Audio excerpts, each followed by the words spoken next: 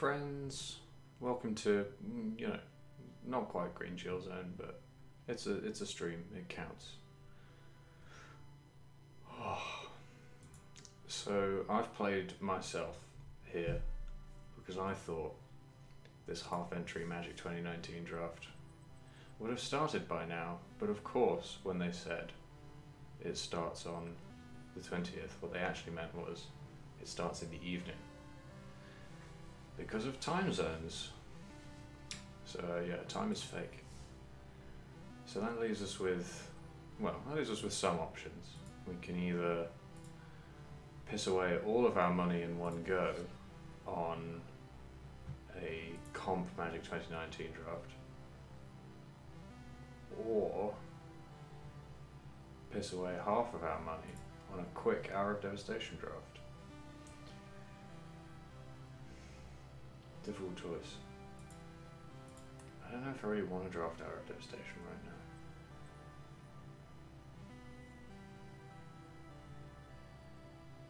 What to do? What to do?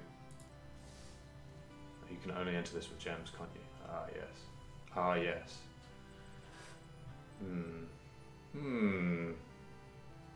have to go 2 and 2 to get 800 gems, and then that's when things start getting good. Can I go 6 and 2 in a draft format I've never seen before? It doesn't sound likely, but it's not impossible.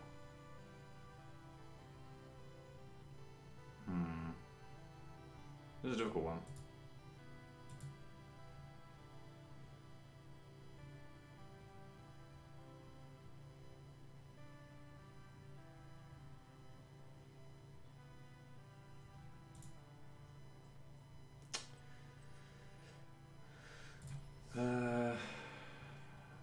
I mean, I have enough gold to play Hour of Devastation, don't I? Yeah, I think I'm just going to take the low commitment option and play Hour of Devastation with gold. So yeah, tune in some other time when I'm going to do a load of Magic 2019 drafts. For some reason they released this set, but it's only available in the gems only queue until now. I don't really know why that is, but it seems to be. So let's play a quick Hour of Devastation draft. Okay. Now, is that an uninspiring first pick or the most inspiring first pick possible? I think it might be the latter. So this lets us cycle cards. Is there a cycle? Yeah. Lets us cycle cards for 1 mana to draw a card and then cast them again later. I think that might be that might be the best possible first pick in this format. Is it time to train wreck a draft? I think it might be. It might be. What else is in this pack? Razaketh's Right, which lets us find Abandoned Sarcophagus. That's the other thing. If we oh, I see. So we have to cycle our cards in this horror. Yeah, to stop us just casting them twice. Okay, yeah. Fair enough. I was about to say we can cast them twice, but we can't. That's fair.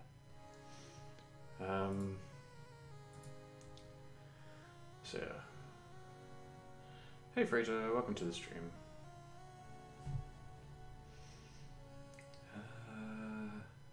Torment of Venom is a removal spell. Traveler's Amulet is mana fixing. Ambuscade is basically a removal spell. Yeah, I think I want to end up not playing white aggro this time, just for some spice, just to give this some variation. I'm going to pick Abandoned Sarcophagus. I'm going to try my absolute darndest to end up in an Abandoned Sarcophagus deck. I'm going to keep myself open to an Abandoned Sarcophagus deck. That's what I'm going to do. I'm going to pick Abandoned Sarcophagus. It's happening, friends. Farm to Market's pretty busted. Catcher's Avenger's pretty good. Okay, so not only am I trying not to play white, but my opponents are passing me very powerful white cards. Womp womp. I'll remain steadfast though. I'm going to pick this white blue card. That's a very mediocre effect. Holy shit. Mediocre, mediocre, mediocre. This is a good card. I'm going to pick the removal spell. I'm just sort of looking around what we want. Because I think slow decks in this format probably want to be green.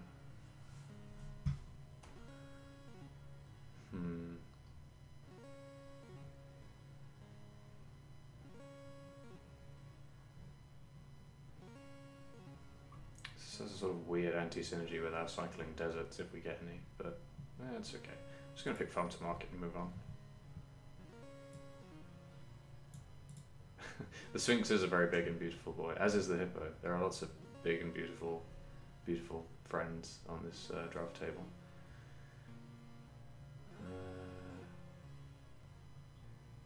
Is that good? I can't tell. It's quite big. I suppose it depends how reliably you get land in your bin. Good cycling cards are not forthcoming, which is awkward. Sunfall is a nice card. I think I'm probably going to pick the flying creature out of this pack. But,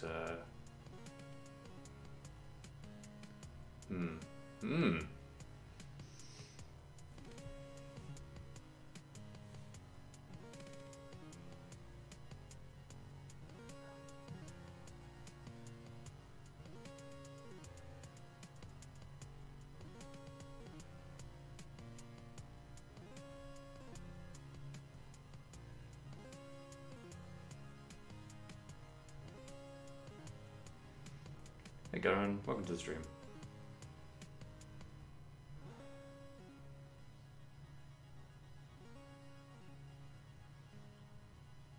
Yeah, like I think picking the flying creature is probably correct here. Let me do that. Okay. Bad card. Good card? Is that a good card? Maybe? Yeah, I think that's probably a good card. Cycles well. Deck theme, all good animals. Yes, Fraser. I think we do definitely want to have as many of the good animals as we can. Am I too quiet? Ooh, did I mess with something on the... Ooh, I did. No, wait, that should work in the reverse. I can turn myself up if that's a thing. Maybe that did change it. Right, 1 second, let me mess with that level again. Does that? Yeah, I think that is changing. No, maybe not. Well, if the issue persists, I can mess with the levels a bit and we can see if that helps. Anyway, the pick. I think it might be Angel of God Pharaoh because it's a good cycling creature. It's much better than Rot Beast. Desert of the True is a cycling desert. I like picking those up. I think I might wait until pack 2 before I prioritize deserts over things that kill our opponents. I'm going to get Angel of God Pharaoh. Definitely going to get like crushed by an aggro deck. This is a 1-hundo going to happen. I think we probably need to pick some like reasonable 2s as well. Maybe I should have taken that Oketra's Avenger pack 2. Pick 2.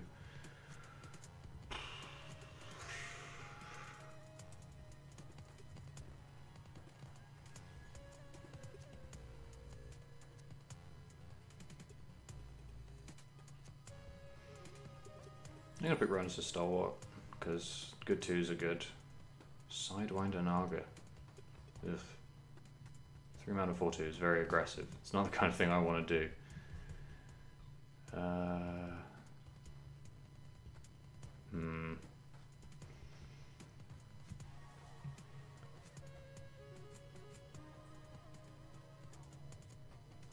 Lethal Sting is an unconditional removal spell. We like those. Colours are kind of drying up. That's probably below rate. Life goes on.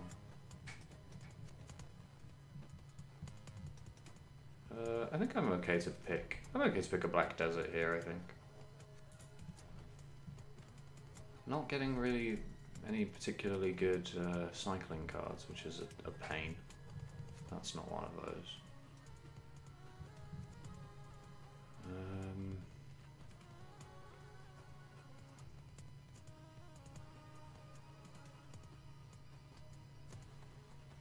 Yeah, I'm not sure how you gum up the board in this format.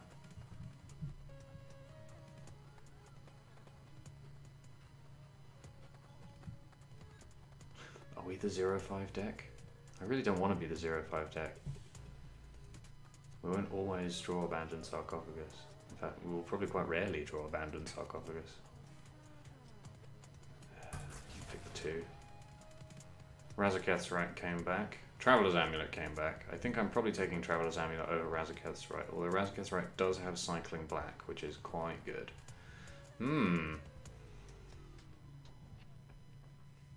Choices.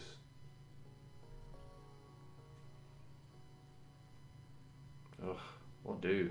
What do?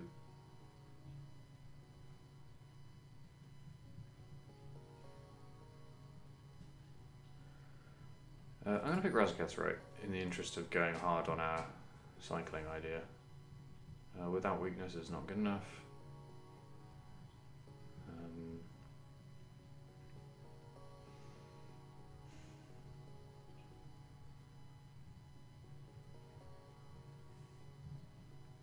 These cards all suck. Another Steadfast Sentinel. This card's not amazing, but it's also not the worst. Another Sandwalla. Let's get Quarry Beetle. We've got a desert. We could play Quarry Beetle. Let's get Grizzly Survivor. Okay, what do we got here? Hollow one. Constructed All-Star. Probably not amazing. Oh, it has Cycling. might pick that at some point. Fervent Paincaster. That's good. It pings things. Dune Diviner gains life. Not very good. Sifter Worm. That's big. Sifter Worm definitely fucks. Another Hippo. I think I might pick that. This might be a Hippo pack, actually. I might pick the Hippo out of this pack. I don't know. Because we're very light in white at the moment, so we can afford to branch out. Maybe this is a Sifter Worm pack. Pick. Even when we pick the Hippo later or something. Or another Lethal Sting. Choices, choices.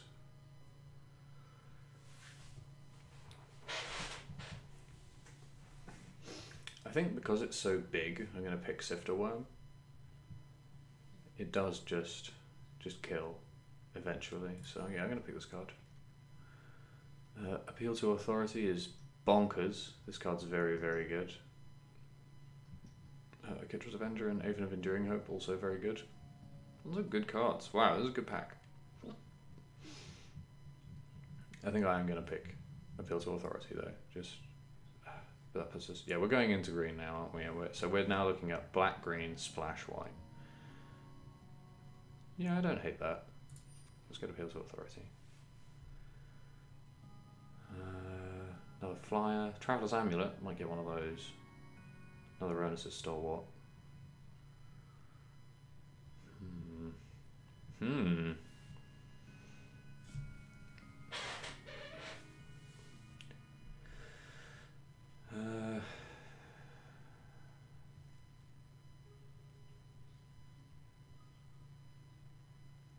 Well, that's a weird way of displaying that mana cost.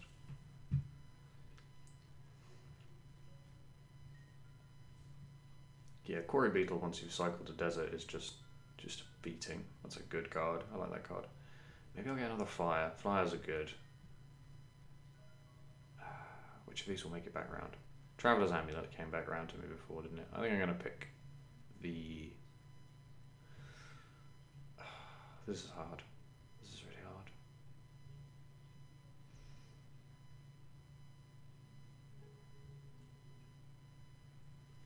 I think I've got two, like, reasonable quality removal spells, so I think I might pick the Stalwart to have an early board, and I can beat my opponent's flyers with removal spells and my single flyer. And if I get this back, great. If I get this back, great. I think I'm going to get this, so that my deck actually has something to do on the early turns.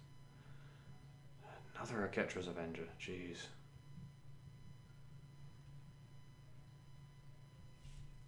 Oh god. A lot of silly deserts in this draft. We've already got a Gift of Strength. We don't really need any, let alone any more. Yeah, this is not a great pick for us. Let's take the Oketra's Avenger, just in case our Amonkhet pack is entirely white cards or something. Do I take Dauntless Haven here? Quite possibly. Devotee of Strength is good if you can untap with the 5 mana. Like, that makes it very hard for your opponent to block.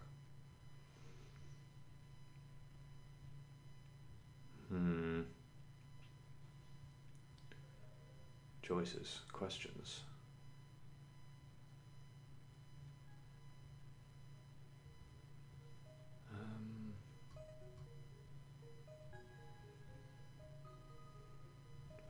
How many creatures do we have? Can I? There it is. We're not playing that. So 1, 2, 3, 4, 5, 6. Yeah, we don't really. We've got big creatures. We don't really have enough small creatures, which leads me to believe I should probably be picking Dauntless Haven over Beneath the Sands. Even though I'm interested to see if Beneath the Sands is good enough, that my suspicion is that it is not. That's a 3 mana 3/3. Nice. Yeah, Dauntless Haven it is. Unraveling Mummy is quite good. Mummy Paramount. Okay, these are all like base white cards, and we're not really base white. This is a good, powerful card. I'm interested to pick this. I think I'll probably pick this. Interesting white desert we could discard, but probably won't. Yeah, I'm going to take Torment of Venom. So we're packing the removal. Hey, a Travis Amulet. Ooh, a black-green card. My favourite black-green card. No, why do all the good cards? Why are all the good cards in the same pack? God damn it. So this card is like just really good. I love this card. I think I'm going to pick this card because last time I didn't. I picked this card. I forgot we weren't base white when I picked Dauntless Haven. Gosh darn. Gosh darn. I'm going to pick Obelisk Spider here. This is a good card. Here we have nothing. These cards are all bad.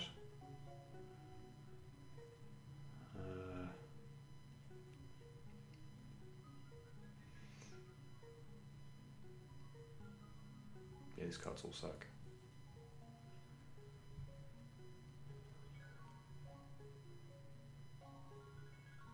Let's put that like trades. There's a chance that's our like 23rd card or something. Okay, White Desert is interesting. I think we might pick White Desert. Wait, do we have any?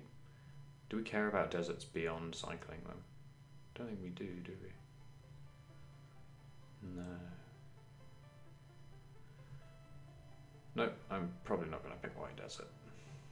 Well, I'll pick White Desert, but I'm not going to play White Desert because these cards all suck.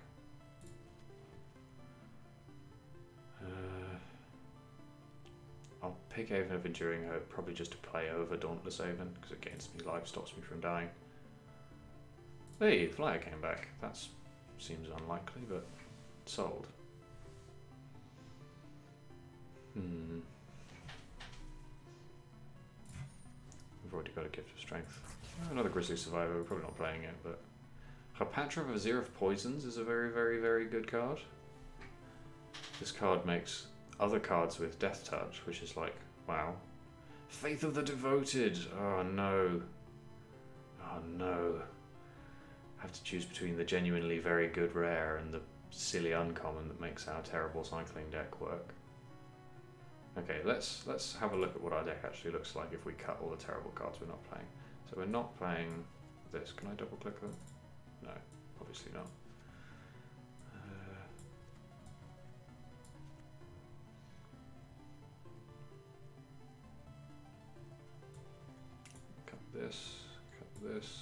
Cut this. Okay, at what point do we have to cut Abandoned Sarcophagus? How many cycling cards do we need for this? Like 5? 7?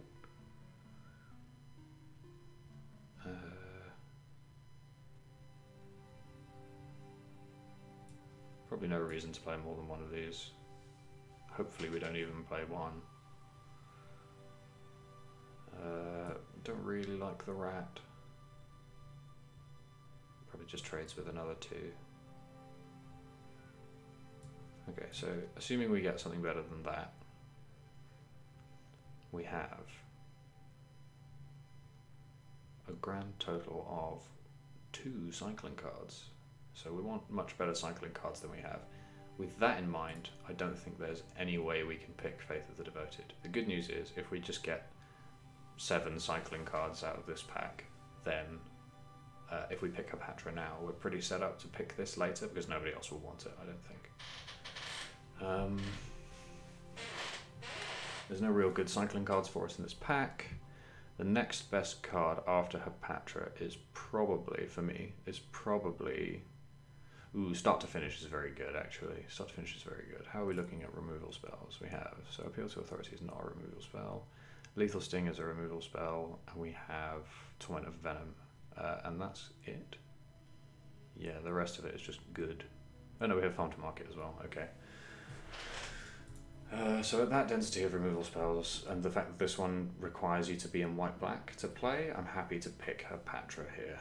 Also good is Scaled Behemoth, and Giant Spider is fine. I would be happy to pick any of the rest of these cards when this pack comes back, but here I'm definitely picking Hapatra.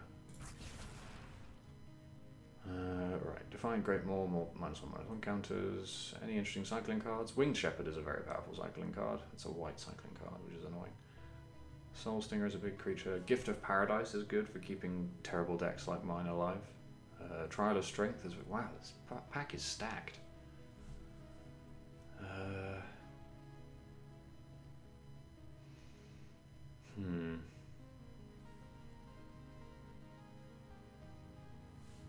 So...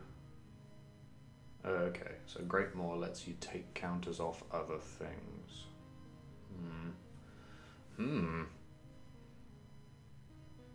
Interesting.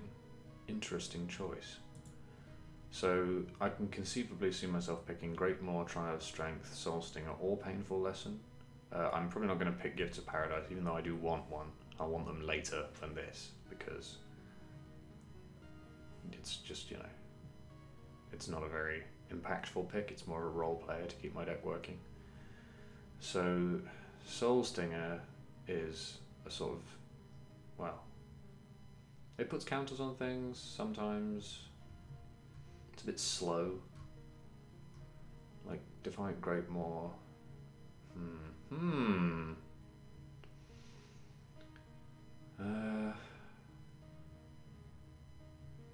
Defiant Great Maw can just be a huge creature if you want it to, some of the time. Trial of Strength opens us up to pick cartouches later, which is cool. Although people don't really pass cartouches, do they?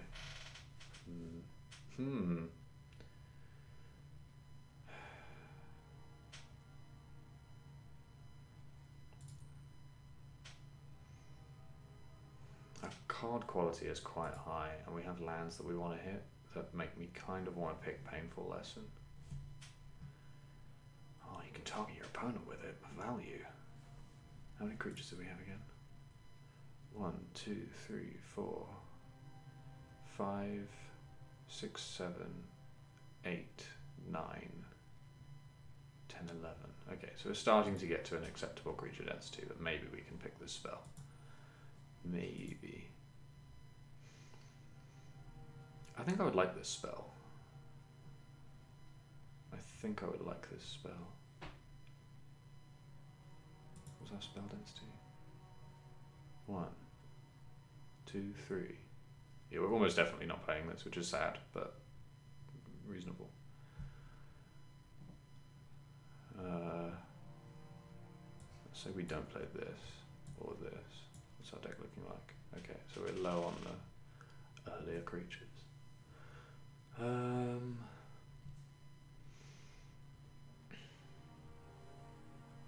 might just pick Trial of Strength anyway, because the 3-mana 4/2 is pretty dench. So I think with the lens that we want to pick up creatures, I think it's between Trial of Strength, which is functionally a creature because it's just an enchantment that makes a creature, and Defiant Great Maw.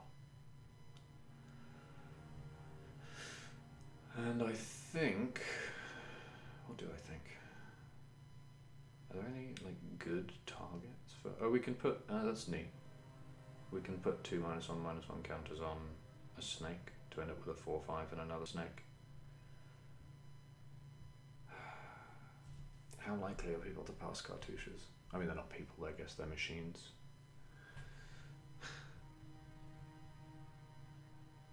The hippo is cute, that is important. That is worth considering. I think having a 3-mana 4/5 is just so good that I'm going to take that chance. Not immediately past a cartouche, that's good. Or not a cartouche we can play anyway. Giant Spider is not an abysmal pick. Shame to not be able to take the Magma Spray, but it happens. We're almost definitely a Wander in Death deck, but I don't know if we want it over another creature. Like, this will probably make its way back to us. I'm reasonably confident we'll get this card back. And I don't like Hooded Brawler. I think that card's bad.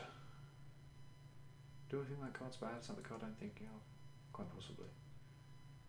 3 mana, 3/2s, I like it. Yeah, I'm just going to take Giant Spider. We're going to slow this game all the way down. Oh, another Hippo. And a Shafet Monitor. Hello there. This is definitely a Shafet Monitor deck. Just make sure there's nothing else in this pack. Naga Vitalist is cool, actually. That's the kind of card this deck wants. But Shafet Monitor is the kind of card I want even more.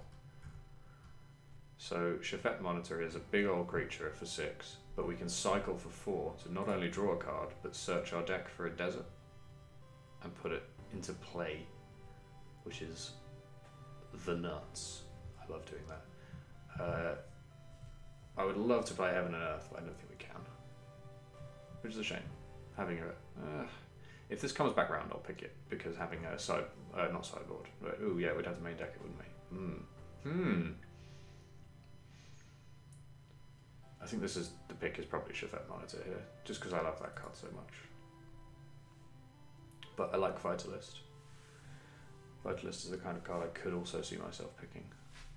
This card not having 3 toughness really kills it, I think. If this card could like block aggressive creatures, it would be just busted. But yeah, I think this is a Shafet Monitor pick. There's nothing really in for us here except for Giant Spider. Ugh, bad. Not picking that. Lots of good blue cards going around. Can't wait to get exploded by various Essence Scatters. Supernatural Stamina is the kind of card we probably have one of, if we have room. Just because being able to trick your opponent's bigger creatures with it is good. There's a Gift of Paradise. I think this might be the kind of the kind of point at which we pick Gift of Paradise. Harpatra's Mark is in this pack. No, that card's bad. Is that bad? I think that card's probably bad, yeah. Weaver of Currents is a super cool card that I don't think we are picking. I love Dune Beetle. They a big beetle. Blighted Bat's cool design, but not picking it. And Soul Stinger, I've already said I don't think is very good. I'm going to pick Gift of Paradise. We're definitely a Gift of Paradise deck. If we get that god damn it. If we get that second Gift of Paradise back, I'm going to be happy. I'm definitely picking Cartouche of Ambition. That's very good in our deck. Lots of giant spiders going around. Is there something I don't know about this card? Is it like bad in this format? Doomed Dissenter is an early creature and extremely good with Supernatural Stamina, so I might pick that. I think I really will pick that. This is neat. This is actually quite good. Do we pick that? How many black creatures do we have? So, yeah. We don't have any. We don't have any 5s we can break with this, which is sad. Because if you have 5 mana cost creatures, you can play this on turn 3 and then a 5 mana spell on turn 4, which is generally pretty good. But I don't think this is that deck. I think this is much more likely to be a Doomed Dissenter deck, or perhaps even an Unburdened deck, but I think it's a Doomed Dissenter deck. Yeah, I'm going to pick that. Oh, Faith of the Devoted came back. But we're not playing it. We've established that the Cycling Dream is dead by now. Pitiless Vizier is not a very good card. I don't like it. I'm probably not going to play a second Giant Spider, but I don't know. I guess we might lose. Well, we don't need to pick that card because we might lose to it. Hell yeah, another Gift of Paradise. Now, I already have a Gift of Paradise. But I think this deck is doofy enough that I'd like to have a second.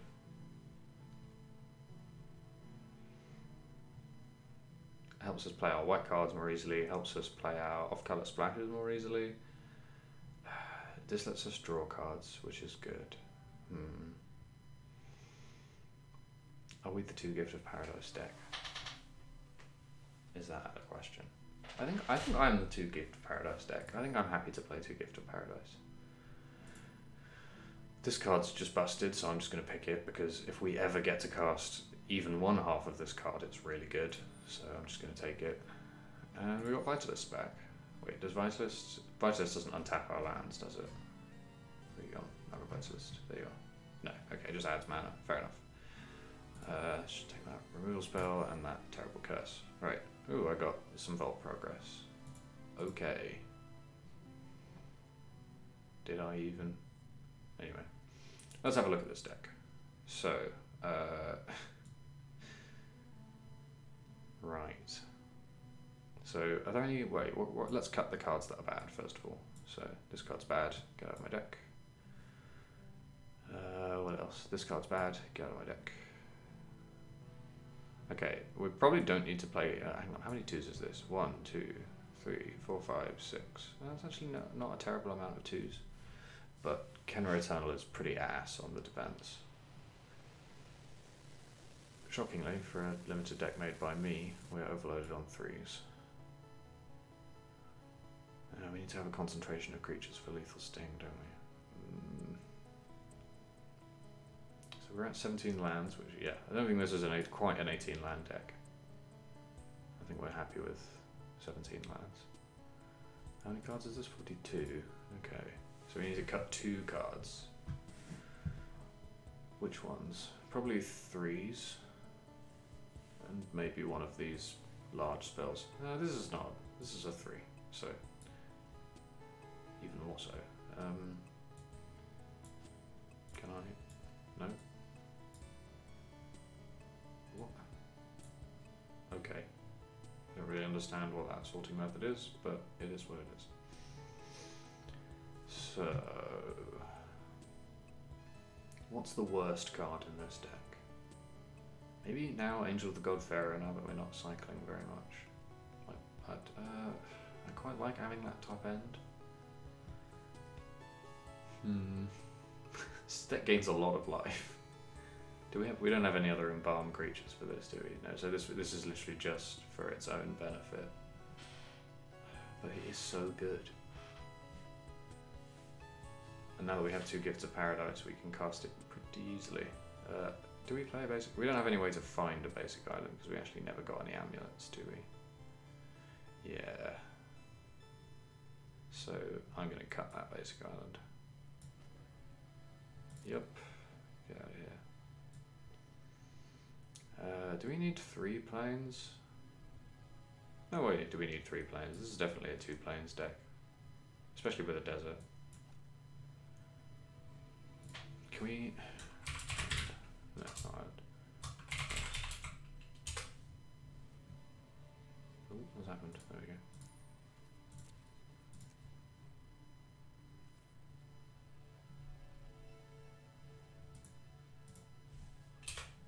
Why isn't that working? Okay, I don't really know what's happened there, but... Can I not do the fancy lands in draft? What was the point? What was the point? Okay, well anyway. And then I think we're going... another swamp. So yeah, I think that's probably the right mana base for whatever version of the deck we end up with. Maybe Wind Guide is a bit ambitious, but we're not heavy on 4s. Like, yeah, I need to cut one of these 3s really. Again, this is not really a 3. This is more like a 1. Although it's a sorcery. Cartouche is very good. Yeah, no. Don't think any of those are really the cut. Yeah, I think maybe I should cut even Wind Guide for my health. We have 2 deserts we can discard, so I think Quarry Beetle is probably pretty good. Maybe Angel of the God Pharaoh is worth cutting. Maybe our creatures are just good. Although it does fly. Maybe I could cut one of these bad 2s. Maybe I just cut Kenra Eternal. It's definitely worse than Ronas' Stalwart. Yeah, let's cut Kenra Eternal. Okay, so now our deck is slightly 3 heavy, but I think that's okay if our 3 is Gift of Paradise and our opponent isn't killing us super quickly. This is an interesting deck. I'm interested to see how it pans out.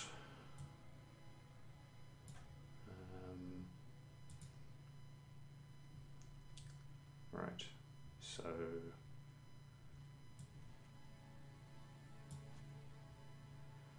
let's play some games, I guess. Yeah, 40 cards, 17 lands. Yeah. Yeah, let's play some games.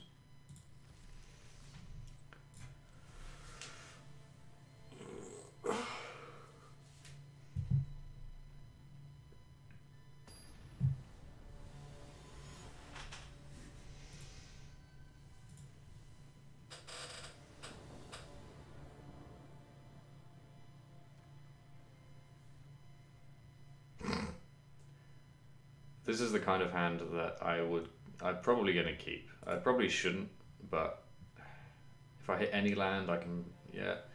This is the kind of hand I should mulligan, and maybe Dominaria has conditioned me into keeping when I shouldn't, but we'll see. There's a little bug there. Oh yeah, we're on the play, aren't we? Should probably have taken that into account with my hand, but yeah, this hand doesn't really have enough of a plan.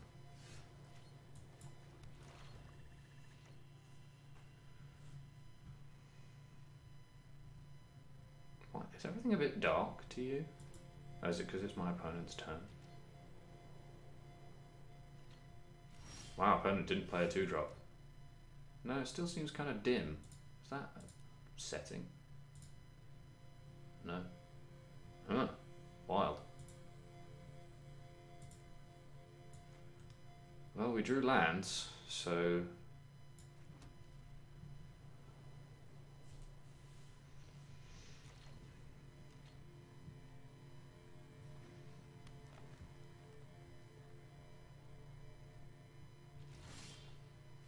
Got our clock going with the turn 4 Carrion Screecher. Hell yeah. Opponent's on green-white, so they won't be countering our spell. If opponent like taps out or does something easily punishable by it, I'm tempted to attach Cartouche. Yeah, like attaching Cartouche here is very good, I think. Because, well, we can't develop our board any other way. We gain some life and our opponent's big attacker suddenly becomes a small one.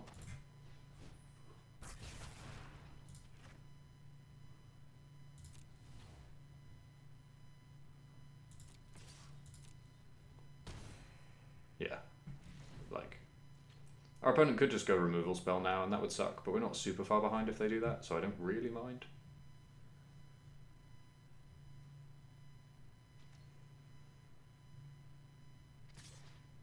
So like we just take 1 here and we're pretty ahead now. Removal spell? No.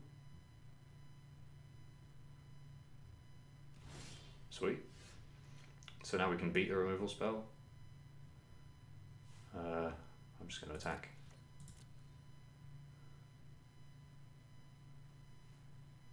Well, beat.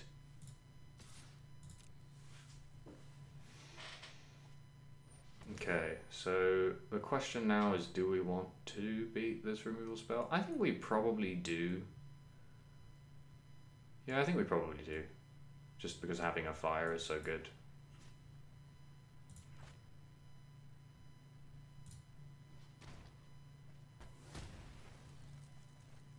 We don't get Cartouche back, which is sad, but that's how it is.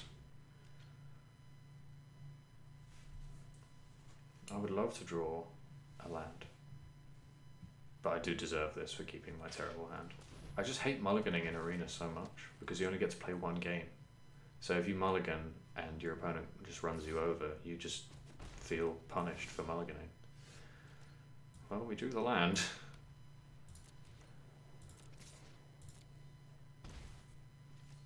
We could play Lethal Sting, we're not going to, because we are ahead on the clock.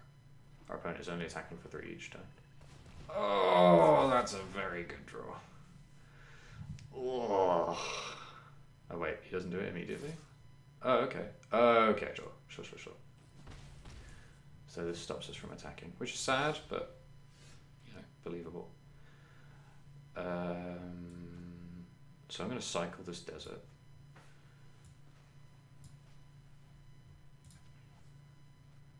Putting a land in our graveyard for Quarry Beetle, potentially for next turn.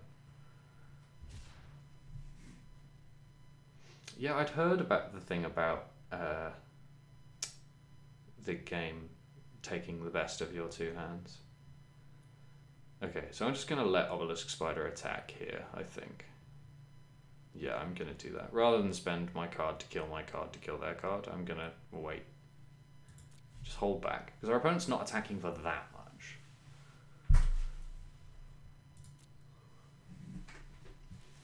Okay. So we're live to pretty much any green land draw now. We could play Quarry Beetle, we could play Obelisk Spider, we could play all kinds of stuff. We could play Obelisk Spider and Lethal Sting. Ooh.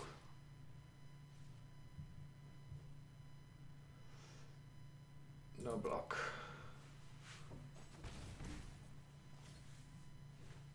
What's our opponent's line? Ooh, nothing. Excellent.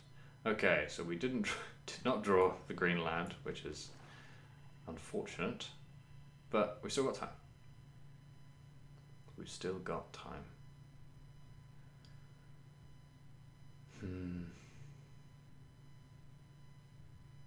I wonder on what turn we play Lethal Sting. Does this? Oh, this is neat. So, okay, I'll talk you through this line when we do it, because if we draw a forest, we can play Obelisk Spider and Lethal Sting in the same turn, and Obelisk Spider actually triggers off us putting the -1/-1 counter on Obelisk Spider to kill their Obelisk Spider, which is funny. I think that's neat.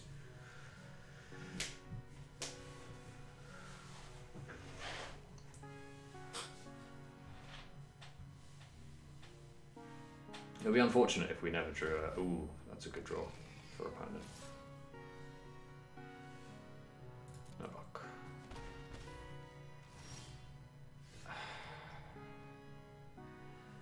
Okay. I deserve this.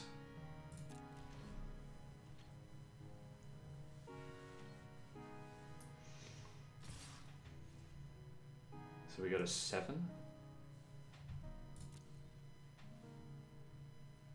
Opponent's creatures all having 4 toughness is very unfortunate.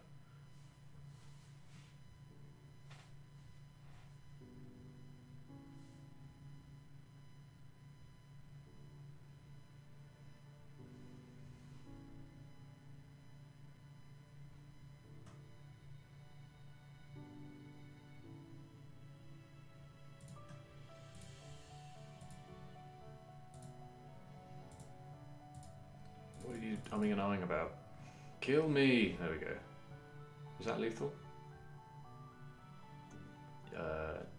Okay, that looks lethal. Yep. Cool, I deserve that.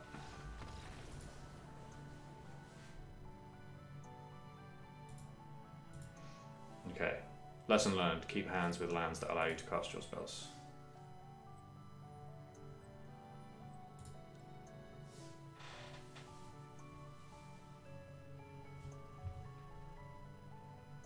Don't be like me, kids. Don't learn from your own mistakes, learn from mine.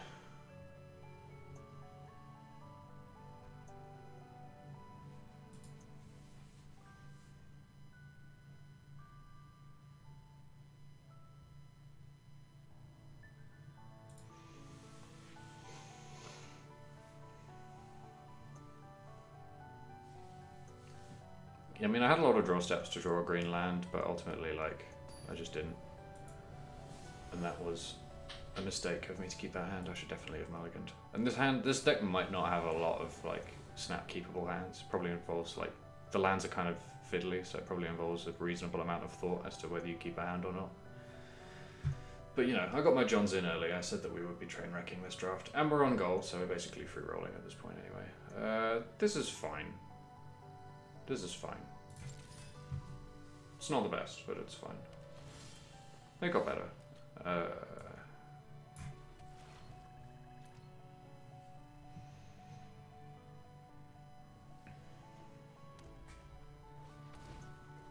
Opponent has a 1-3. We drew a Sifter Worm. Red-green. Oh no.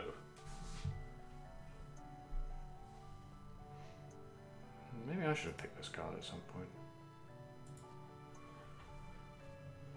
Ooh, a Cycling Dissenter's Deliverance. Interesting.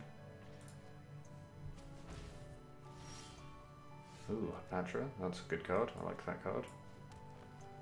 So now our opponent can't really attack without having a blocker up, which is nice. And if we find any funky ways to put -1/-1 counters on things, we get Death Touch creatures, which is pretty busted. Now, do I play the 2-3, 2-4, or the 3-1? I think I'm probably going to play the 3-1 and start attacking, because our opponent's clock is not very compelling. They played a 2-2. That makes playing the 2-4 seem a bit cooler, but no, I think I'm going to be aggressive. Angel of the God Pharaoh, interesting. Might cycle that next turn if I don't draw land. Yeah, I think I'm going to be aggressive.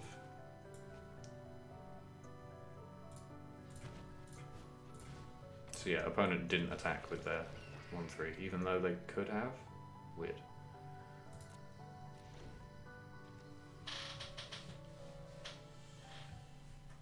Yeah, her Patra can even make -1/-1 counters on her own if she wants.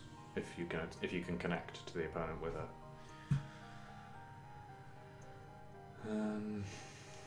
Right. So next turn I probably want to play Haven of Enduring Hope if I can. Oh. That's very unfortunate. But, like, oh, okay. They're attacking with their 2-2. I'm not blocking. Sold. Capitan. Okay, another swamp. That's a good draw. Because let's play Haven of Enduring Hope, which I'm going to do. Because they have now wasted their pretty powerful flying removal spell on... next turn they can kill Hapatra, I guess. They'll kill their Kenra, I don't really care. I think we're pretty up in this exchange. No attackers. I'm not going to bluff with no mana. I'm just going to play the spell on pass. But what I do need to do is be careful not to play into my opponent's X damage Wrath. Like if I play lots of 2 toughness creatures, ooh, Frontline Devastator, that's a good draw for our opponent.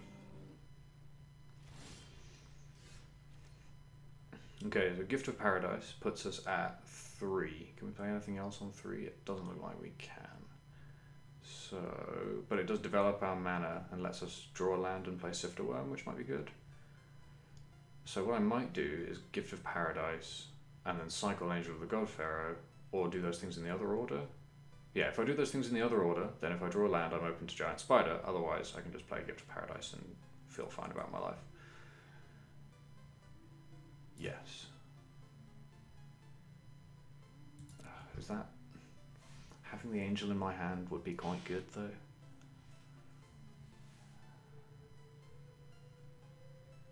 I also could just play the 4-5 Beetle to block my opponent's Frontline Devastator. They'd have to spend quite a lot of mana to attack into me with that, or use Earth, which I don't mind about too much.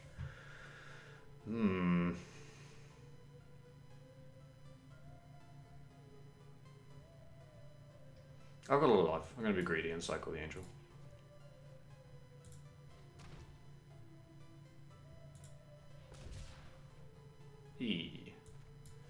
So now that we're open to Giant Spider, I think I am going to play it. Wait, no, we're not open to... we're open to casting Giant Spider. Yeah, that's it, right. Yeah, let's cast Giant Spider. Let's use our mana.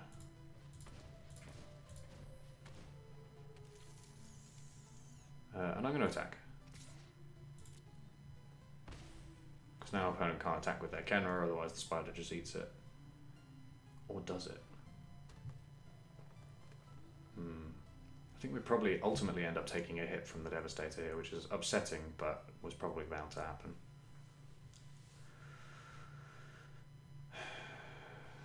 Ooh, opponent's got big creatures, bigger than ours. Okay, opponent didn't do anything. That's really big.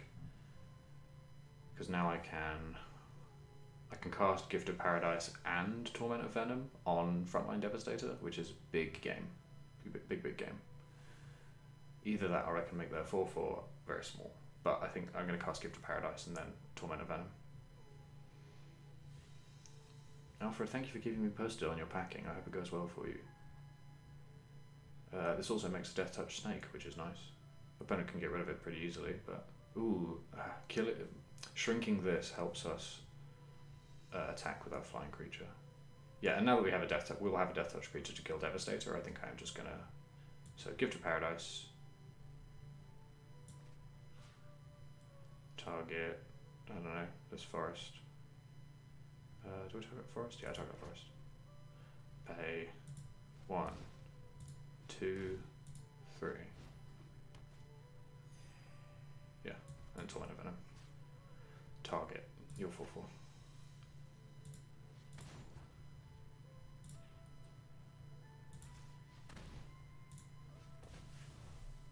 Cool. So you lose 3 life unless you sacrifice a permanent or discard a card. And it can't be the one I put counters on. I make a 1/1, and then I attack for 3. Yeah, that felt like a pretty good line.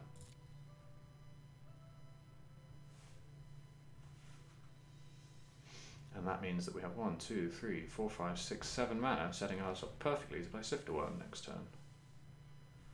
Gain even more life. Snake. Nice attacker.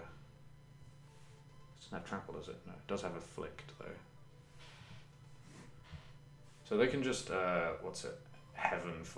Earth for 1 to kill our snake, but it also kills their Rainbow Sharpshooters. Rainbow Sharpshooters, that would be a cool name. Bitterbow Sharpshooters.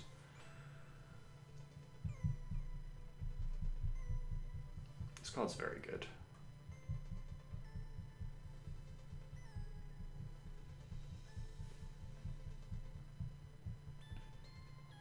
So if they commit super hard here, we can Sifter Worm and feel really good about that. Because they need... Ooh, okay, they're still committing. That's cool. I like that. Excellent. So I'm going to play Sifter Worm because our opponent needs more mana, 3 more mana than they have to kill it with Earth, and it will kill everything on the ground. So I'm going to attack. Also, there's a Scry and gain some life, which I like doing. So we're going to attack with the Aven. This creature has Menace, which is nothing worth thinking about.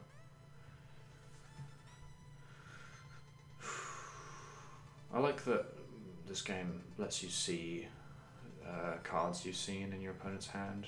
Ooh, okay.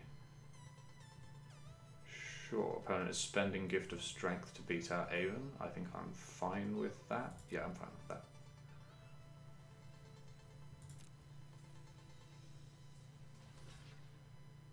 It resolves, friend. I'm gonna play a big old one.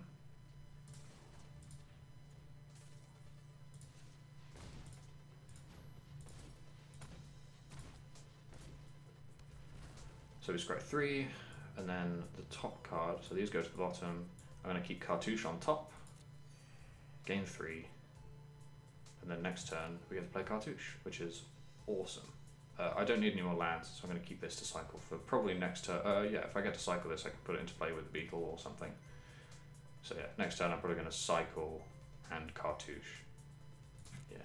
Alright, that's cool. Oh my gosh, thanks for subscribing, Alfred. I love it when people do that. I got my first Twitch, well, I'm entitled to my first Twitch payment now, which is awesome. It hasn't happened before, so yeah. Thanks everyone who's ever given me money online. I can't wait to spend it. Yeah, they need a pretty big spell to deal with this. Admittedly, does this set have threaten effects? I think it probably does, doesn't it? So I want to be wary of those. But I have so much life, I could, you know, I could probably take an attack from this board without blocking, from the whole board without blocking, and be fine. And opponent failing to kill Hapatra by next turn means that I draw Cartouche and can make another Death Touch snake and make this one smaller, which I'd love to do, because it means they can't Earth to kill Hapatra and not kill their own Devastator, which I like.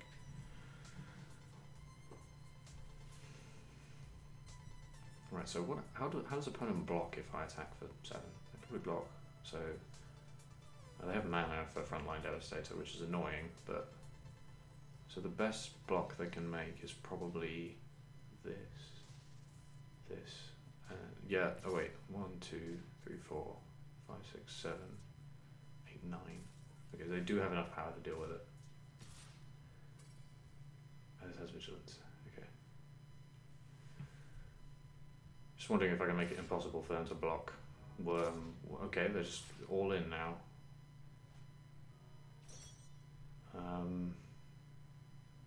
So opponent's line here is almost definitely to make me block bad and then what, Sifter Worm?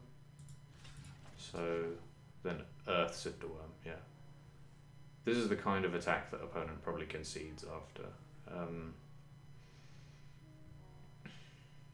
So yeah, I don't need to block here really. I think I will anyway, but I don't really need to.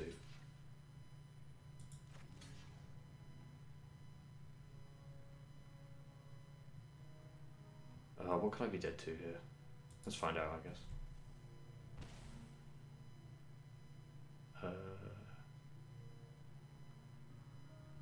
Oh wait, did I? This is not the block I thought I was making. I thought Giant Spider was eating Kenra. That's, oops. Misclick.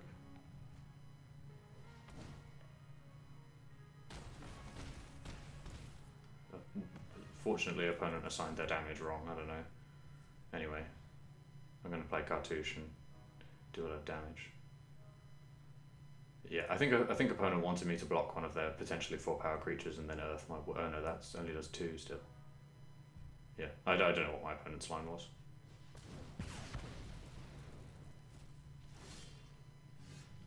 Unfortunately, my attack is not quite lethal with Cartouche, which is sad, but in fact that might mean that I don't play Cartouche this turn and instead develop my board with the Beetle. Yeah, I'm going to do that. We can do that? Yeah, that's exactly lethal with the mana that I have. So, right, I can only do 10 this turn, yeah.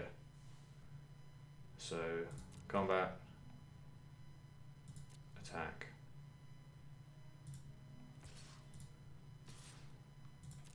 Attack with both, cycle my desert.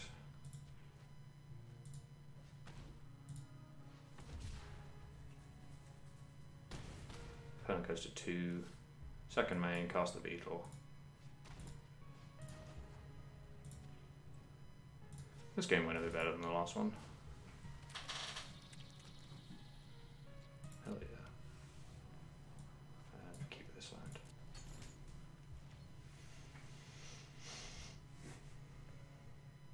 Yeah, not really sure what opponent's line was. Maybe they wanted to get more than that. I guess they maybe just wanted to make sure Hapatra died, but they could have just earthed Hapatra whenever they wanted. I don't know. I don't know.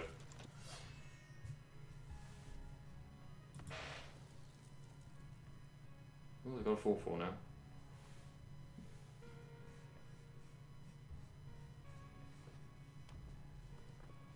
Opponent is at 2, so they need another blocker, which they have. Do they have a desert in their graveyard? No.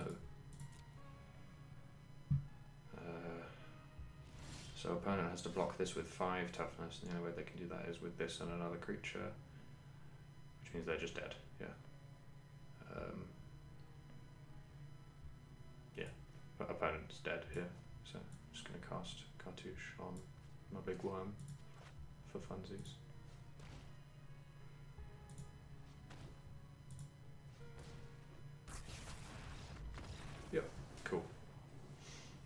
opponent accepted their fate. I'd love to have my limited rank reset every 2 weeks. Sweet, 250 gold. Oh yeah, we're going to get some wins, hopefully. We get some win rewards. I like this deck. This deck's neat. Does it need another forest? No. No, it has plenty of forests. Yeah, I think this deck is fine. I think I just kept errantly in that situation from the previous game. How many gems is it for a... Is it... It's like 375 or something. Okay, well, let's just play. Let's just keep playing, shall we?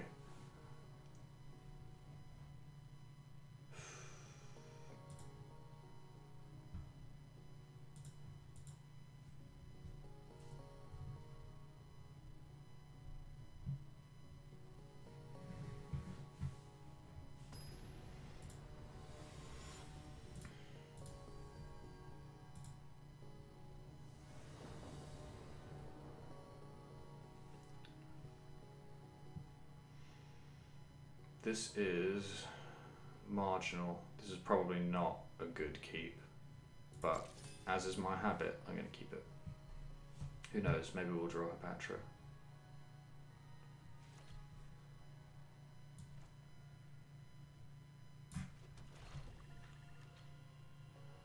Yeah, don't be like me, don't keep the hands I keep. Keep hands with creatures in them.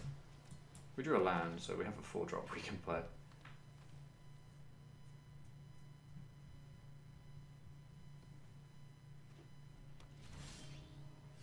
We have 2 4-drops we can play.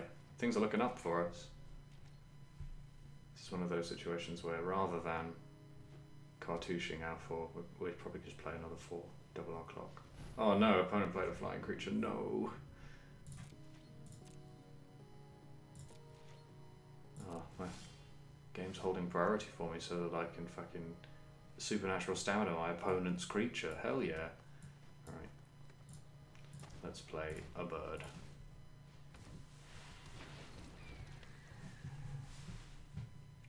This is a cool card. See you, Alfred. Thanks for coming. I'm glad you enjoyed what little of the stream you managed to catch. Oh no, opponent has multiple flyers. No!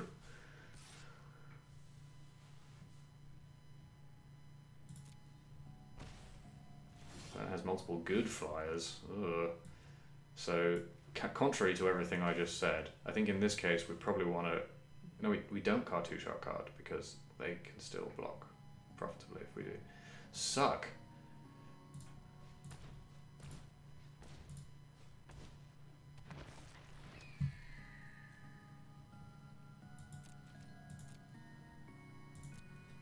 Because we can attack through this with a cartouched carry, and if we put the -1/-1 counter on this, but not this. Which is annoying and upsetting and tedious, and I hate it.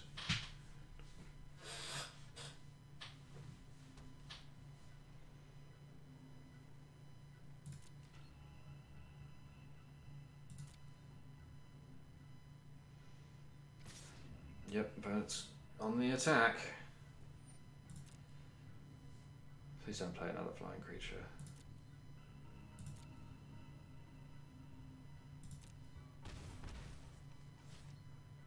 Oh sweet, they didn't do anything. That's a pretty big game for us. They have spells though, that they could cast. Ugh. Obelisk Spider is a good draw. It's a very good draw actually. I'm going to attack and see if opponent does anything.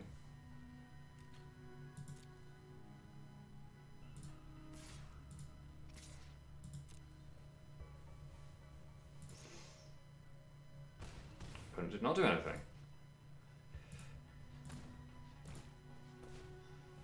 Give me that Obelisk Spider, hell yeah. Counter? Counterspell? Yeah. Okay, I'll pay. Peculiar decision, but it resolves.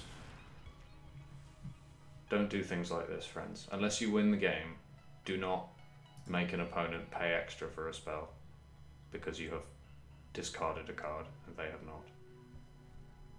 If it would cause you to win because they don't have enough mana to stop you from winning, fine. Otherwise, don't do it. This card hates having -1/-1 counter on it, but opponent tapped a lot of their mana. Okay, this is an interesting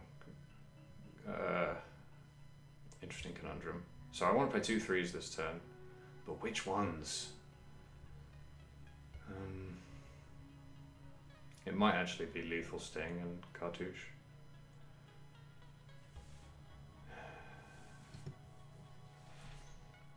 I think I want to play a creature, but I don't know if I can.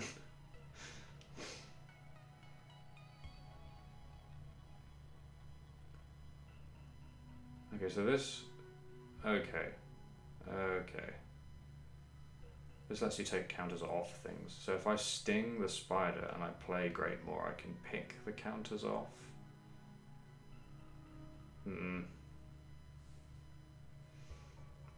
I am going to play Lethal Sting, probably on Aerial Guide, because it's the only creature that actually permanently dies. And then Cartouche and put it on, I don't know, Steadfast Sentinel. I hate this card.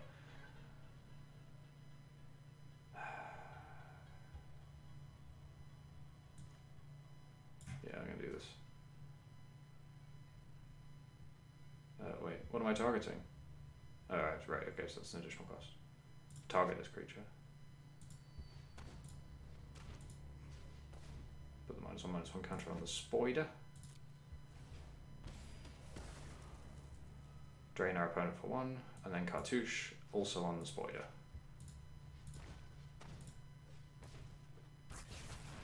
Put a -1/-1 counter on this. Drain our opponent some more.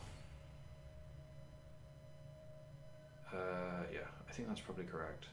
Well, not correct, but good, better, I don't know. Anyway.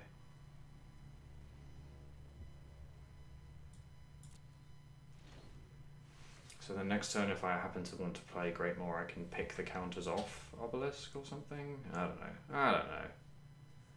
Maybe it was right to... Hard, difficult. Bad and hard. Okay. No. Probably don't. Yeah, that's what I thought. That's what I thought. This is pretty good.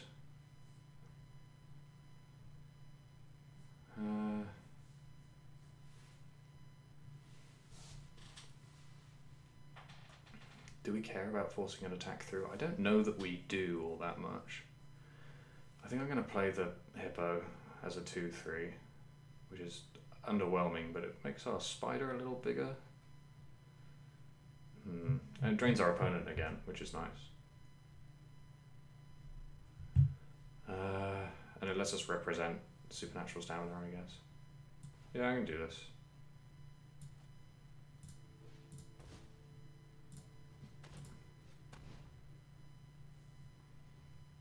Counterspell. I promise I'll pay again. There's also the argument that I should kill one of my... Oh no! Oh, okay.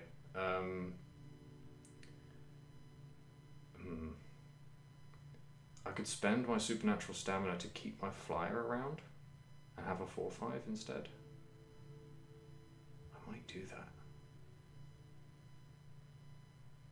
It's very doofy, but our opponent is doing so little that I want to start attacking. Yeah, I think I'm going to do that actually. Or am I not? Apparently I'm not. Should have held priority. Well, this is going to look pretty silly. Still, we drain our opponent again. And we represent supernatural stamina, so... And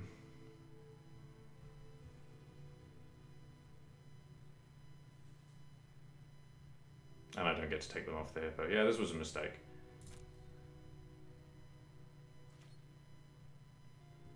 But the Hippo is big now, so maybe that's fine.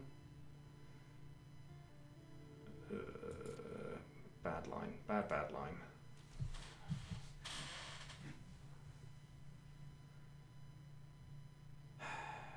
Shit.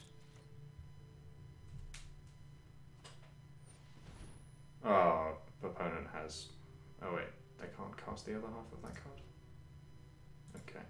Maybe they will at some point, but they can't yet. Yep.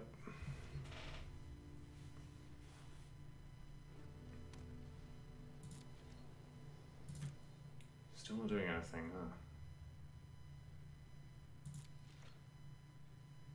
Okay. I'm so far off casting this that I'm going to cycle it.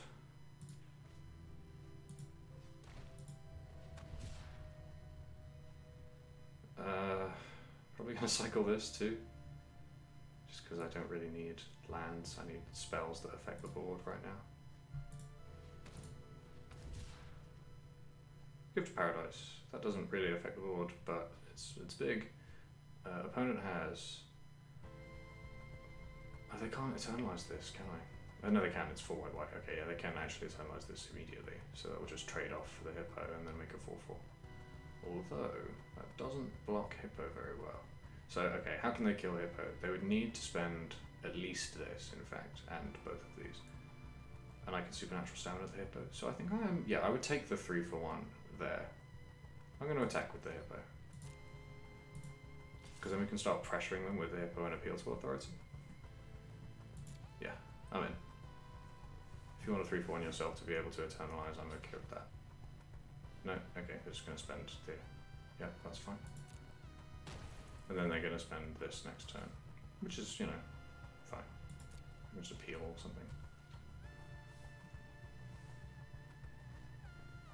Yep. You get a friend. Gonna attack? Didn't think so.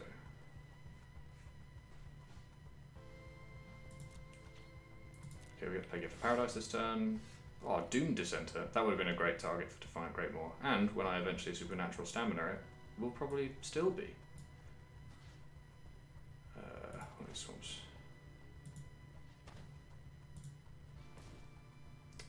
Fucking chasing my lands around, trying to Gift of Paradise them properly.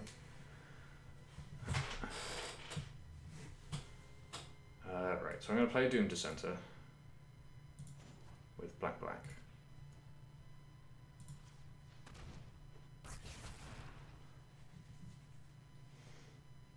Then I'm going to attack with my Hippo. I'm going to bait my opponent into trading with it. This is going to look like some genius level play. Oh. Just get absolutely clowned on, opponent. So yeah, I'm going to kill this. Actually, I'm ultimately going to kill both, but...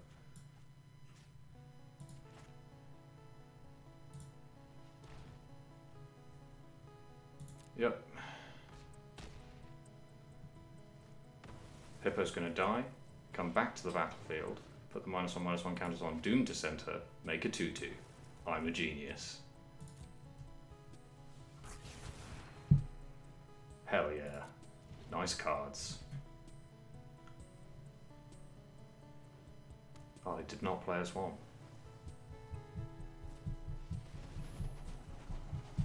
Opponent is at 10, and they've tapped out, which means that Appeal to the Authority may very well be lethal. So, Appeal to Authority costs 3. We have... Okay, so they'll block the Hippo. So if I freeze these... we end up attacking for 3, 4, 5, 6, 7, 8, 9, 10. Exactly lethal. Sweet. 1, 2, 4, 5, 6. 1, 2, 3, 4, 5, 6, 7. I can still add all these. My opponent by... Oh no, I need to... This is 3 to play, not 1. So I'm going to play this first.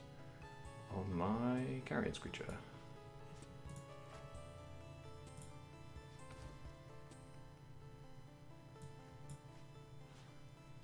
Nice cards, opponent. Nice cards.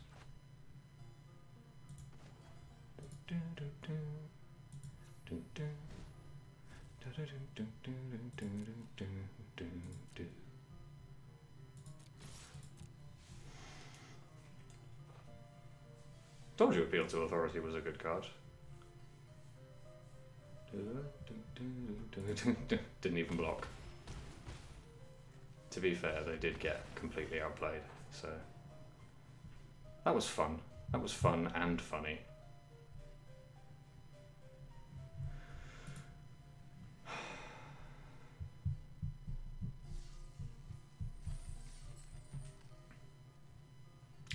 One second, let me read. Appeal to Authority. Yep, chat has informed me that Appeal to Authority is more damage if I target the hippo. That's completely correct. I did not realise that Appeal to Authority gained trample, and did not think to read my cards, because I'm not very good at Magic the Gathering. So, yeah. If you're ever in a situation like that, definitely tap the flying creature like I did to get your Carrion Crow, what's it called? Carrion Screecher. Get that thing through, and then trample your land creature. But, as is, still pretty good.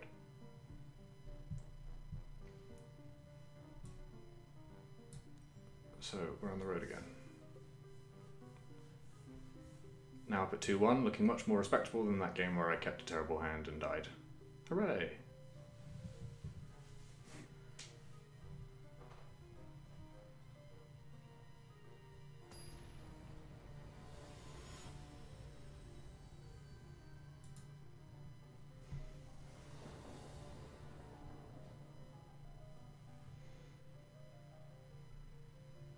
Opponent is on the play.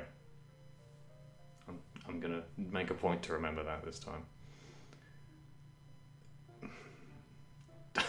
Does there exist a hand so marginal I won't keep it? Not in this case, because we have Shafet Monitor to wait on. Like if our Shafet Monitor comes late, that's fine, and we have Doom Dissenter. This hand actually has a 2-drop in it, unlike any other hand this deck is capable of producing. I'm gonna keep this hand. I'm going to ignore the screams of the various people who are disappointed with me and just... Oh, we got there. We got there. I'm so good at Magic.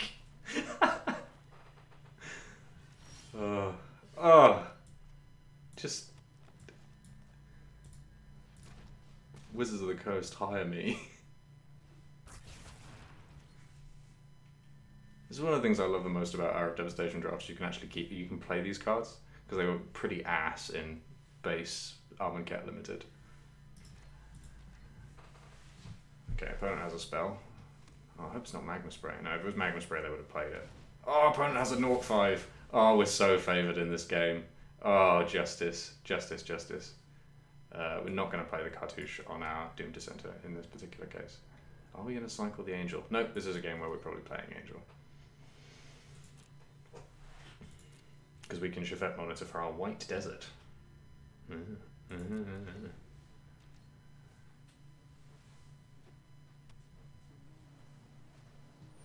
Ooh, opponent has a good rare. Luckily we have a removal spell. Well, that's actually a medium rare.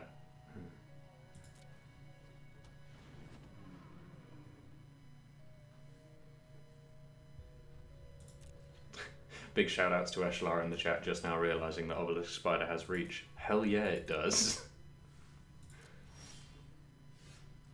Right, do we need Shafet Monitor here? I think we actually might need Shafet Monitor here. I think we can afford to Torment of Venom next turn.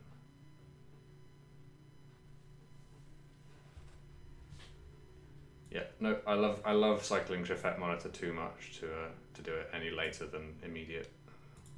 Turn 4, cycle Shafet Monitor. Let's go, kids.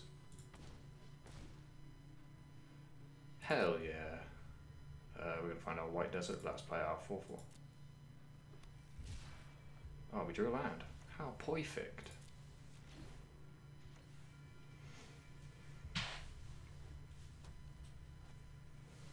Gilded Ceradon. Okay, our opponent's got lots of big creatures, which is kind of weird considering they have this 0-5 wall, but it happens, I suppose. So, now, interesting questions. We have 6 mana. We do not have 2/3s, which actually helps us make our decision. But does this have trample? No, lol. Ultimately, we are going to need to torment Curator of Mysteries. I'm pretty sure. We can play Renaissance Stalwart as well. Yeah, sweet. We can do that on our opponent's turn, but our opponent's tapped out and like probably has fucking the stupid graveyard counterspell, so I'm just gonna do this now.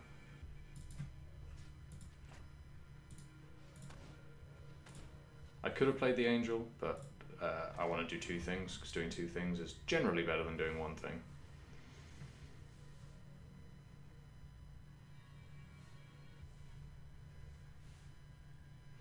Yeah, we make our opponent's offense look pretty stupid here.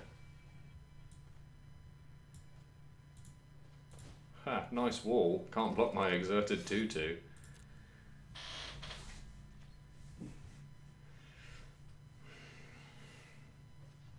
Ooh, our opponent's making some strategic plans.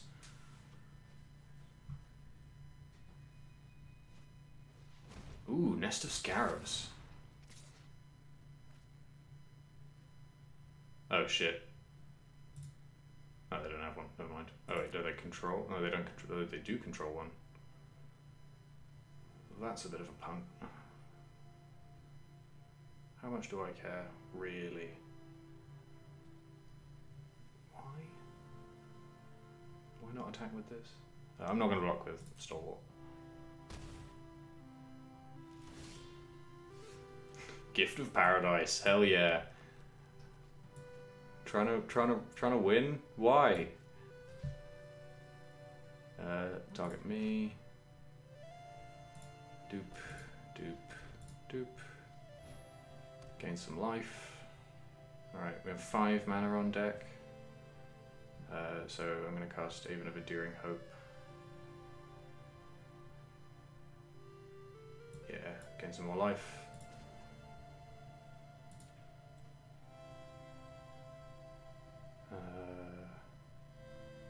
Make some white mana.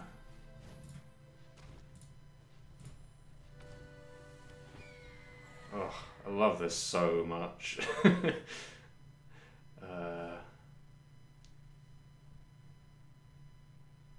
No attackers.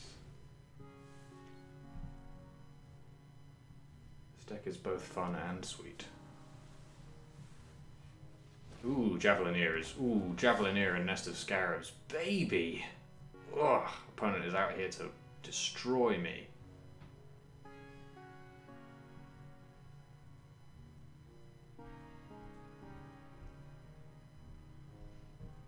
This is upsetting, because now they can Ceradon kill my Haven and my Ronus' Stalwart, which is sad. Wait, it can't block, can it? Opponent is making money moves. Ooh, that's new, I think. Opponent's deck is sweet. Alright, we take one, whatever. I mean, I can't block, can I? Or can I? What did... punt? Opponent chose my creature that couldn't block to not be able to block. So it's not just me that can't read my cards. Good to know. Take one, pal.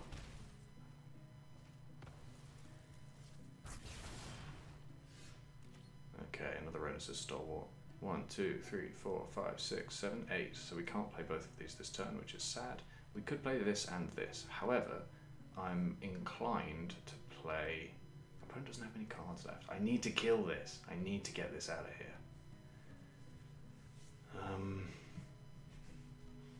And I want to shrink my opponent's creature.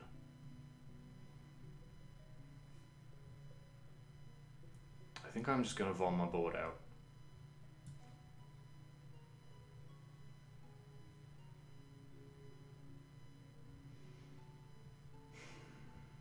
Yeah, the opponent's in danger of running away from this game, turning all of the lands, running away with this game, turning all of their lands into powerful -1/-1 counters and fucking stuff.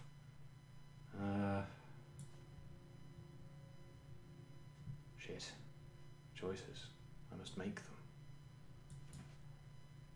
Let's play a spell, shall we?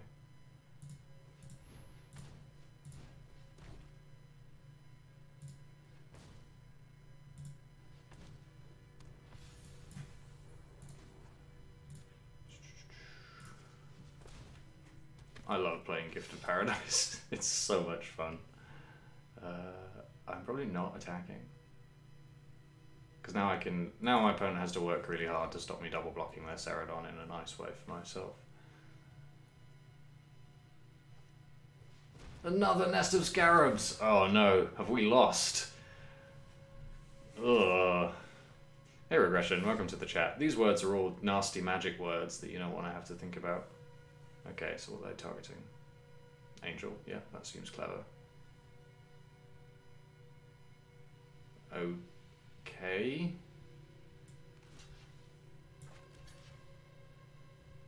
Again, opponent is not... Their spell must be good, I guess.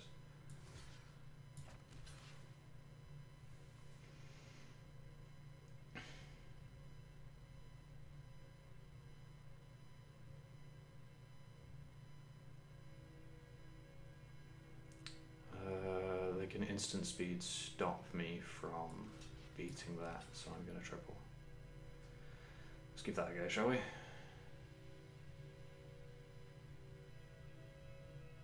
Yeah.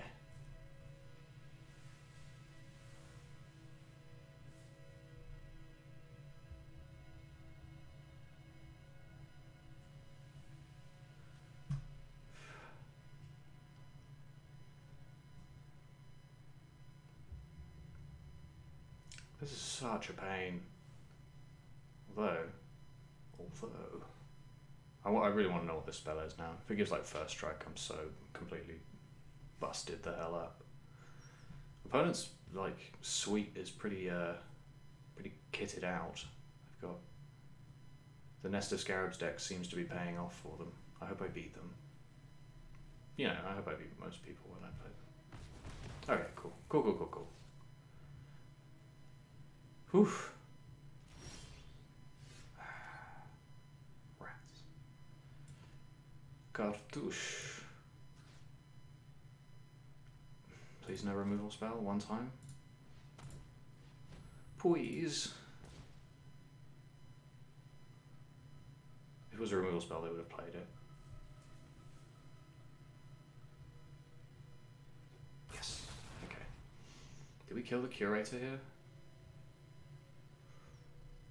No, because we have a lot of other effects that... No, do we? I don't think we do. I think I'm going to kill the Curator. Yeah, I'm going to do that.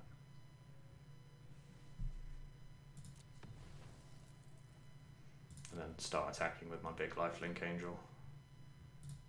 Because it's a better clock than they've got. Yeah, cool. Feeling good.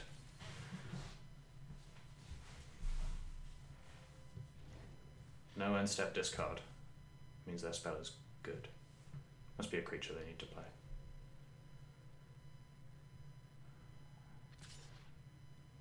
Happy to take one. I should attack with Stalwart as well, actually. Okay, opponent doesn't seem to be doing anything. So... What am I going to do? Opponent can make 2 discards this turn, which can kill Ronus' Stalwart. I'm going to exert Ronus' Stalwart and attack.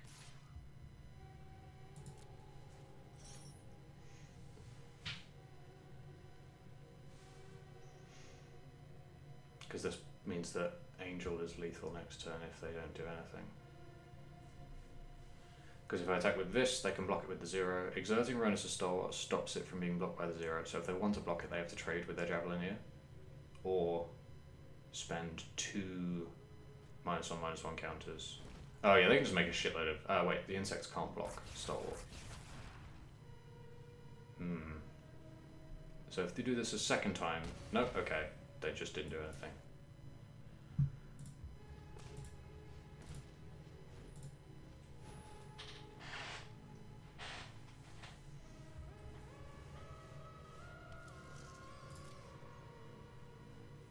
Okay, opponent is at 5. Unless they draw a pretty good removal spell. I fancy our chances.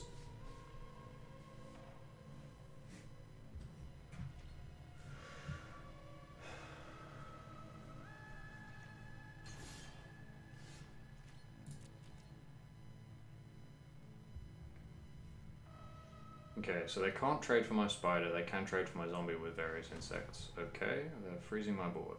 I'm okay with this.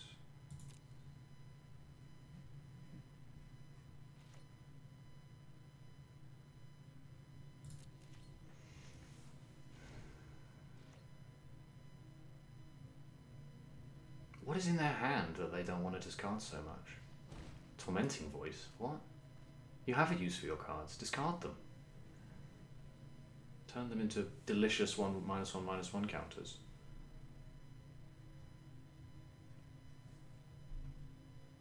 Yeah, this card's very good. I hope to kill it.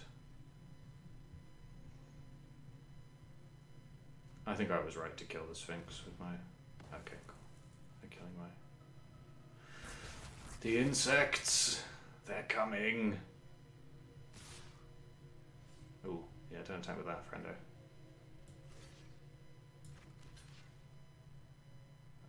Yeah. The chances of us attacking with zombie ever again seem pretty low, so... Just gonna stem the flow of insects where I can. I fancy our chances to win this game. Like, opponent is assembling a big board of nasty insects and they can kill our flyer, which is sad. But if we get to attack unmolested next turn, we win, so...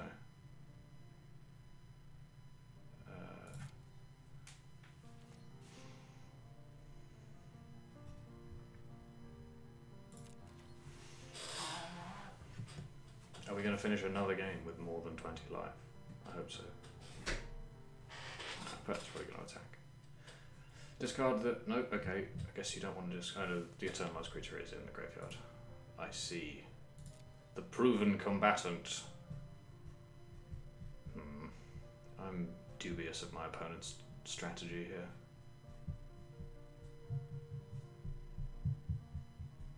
Like, they could just dump... They could have by now just dumped their mana into making my Angel irrelevant, and they would have a load of insects to go for it. What time is it? Oh, it's 20 past 3. Okay. Yep. Okay. I mean, I suppose you do have to do that, actually. Now you target this, right?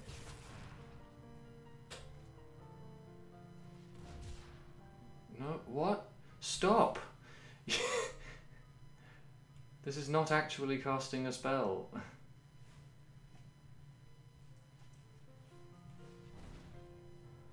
Okay.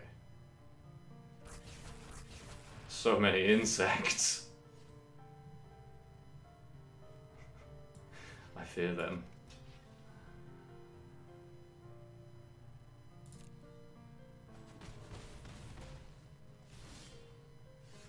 They're nipping at my heels. Okay, so we attack, obviously. Do we attack with these? No, they just lose an insect, like. We'd be much better off blocking. Or would we?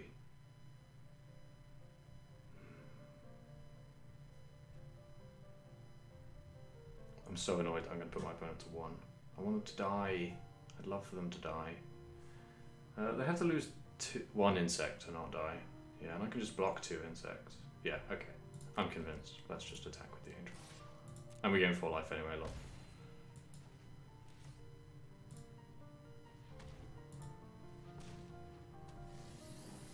Come on. Get grinded. Tell me I can't play Dominaria Limited. I'll play Dominaria Limited in Hour of Devastation. Yes! They conceded. Hell yeah. We got there. Thank you for coming with us on this journey. Is that 3 in 1 now? Oh, more juicy rewards. Yeah, 3 in 1. Cool.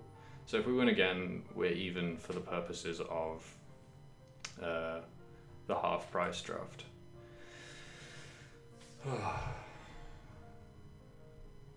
Alright, let's go. Let's bring it home.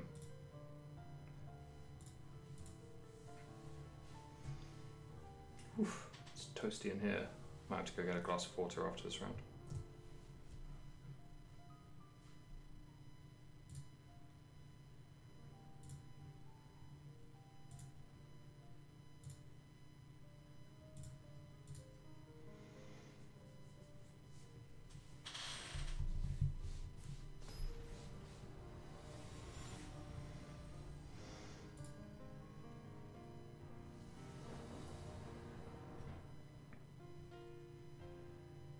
Running into a lot of Jaces online, which I guess is how things are going to be pretty much forever. Okay, I think we've found it. We've finally found a hand on Mulligan. Because our planes just do nothing. We don't have any cycling cards or anything. Yep. See ya.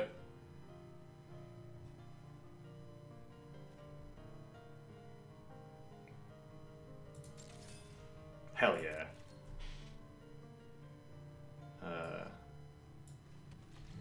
We got there. Turn 3 obelisk, spider boys, babies, friends, Romans, countrymen. Huh? Huh? Okay, pal.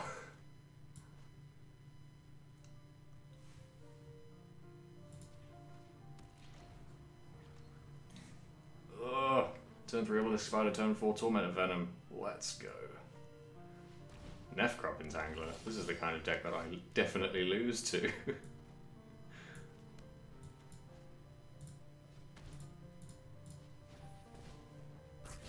Although, Obelisk Spider makes me feel pretty good about playing against this deck, honestly.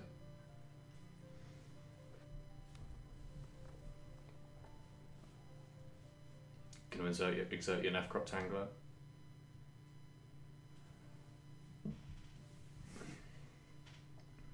Just don't attack. You don't need to. Just develop your board. Play the grind game. I promise you, it'll be fine. What beats us? If they... Oh, they got a Doom Dissenter. Never mind, their deck's sweet. No. Fuck. We didn't draw the land. Which was, you know, pretty expected, actually.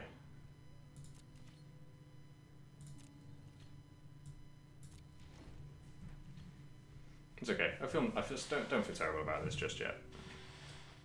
Although I'm probably not going to spend farm on an exerted Nefkrop Entangler. Maybe if they try and like... Yeah, actually that's not bad. If they try and trick us out. No! Okay, never mind. I probably am casting the spell this turn.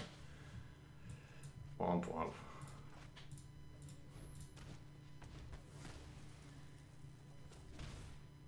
Land? Yes. Giant Spider or cycle Shafet the Giant Spider. Let's just make sure we actually have a creature in play before we cycle Shafet Monitor, much as I would love to. And we can only find our White Desert, which is sad. Doesn't let us play Torment and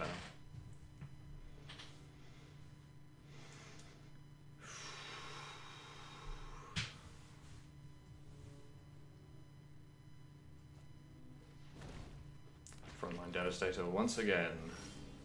Ooh, land. Sweet. This lets us play Torment of Venom, and I think we probably will. Yes. Fuck this card.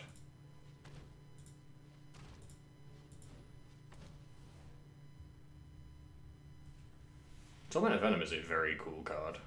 Oh, you get to sacrifice your Doom Dissenter? Oh, no. I don't know why you wouldn't do that, honestly. That's never going to trade for a card. Do I attack? I think I might. No, they'll just block. Never mind.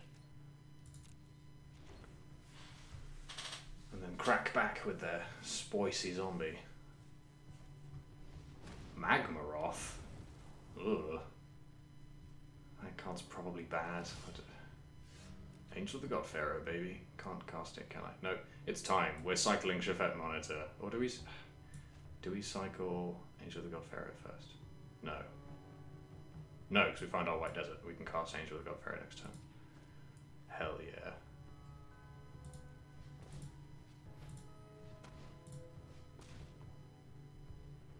Take action.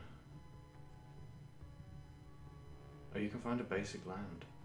Wow, didn't even know that. Thought you had to like put deserts in your deck, but you don't. I think the answer is still probably, yeah, especially considering we have our Angel. Do we... I think we actually find the plains over the desert, because we can cycle the desert later. We can't cycle the land. Tiny micro decisions.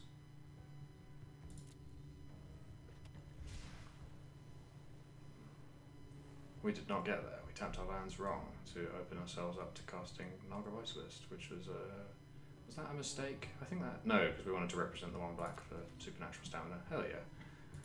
People are talking about Standard. I love Standard. Standard's my favourite format.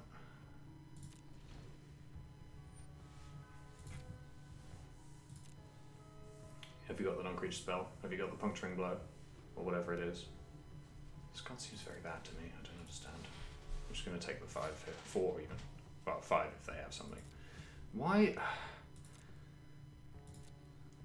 Help me understand, opponent. Help me understand what it is you hope to do with Doom Dissenter.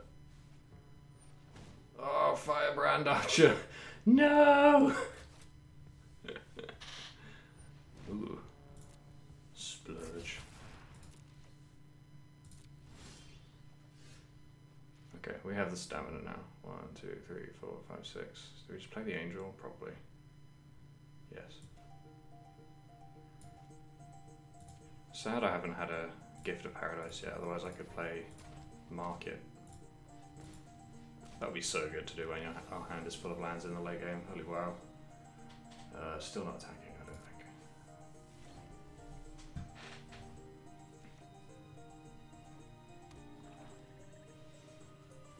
Do it. Cast an on-creature spell, you coward.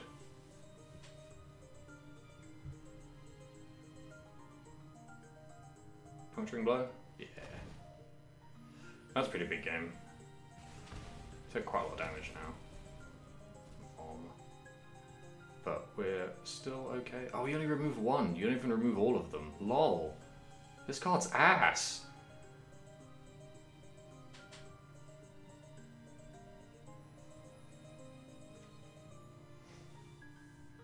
Good morning, Willow. Welcome to the stream. Okay, finally. I'm probably...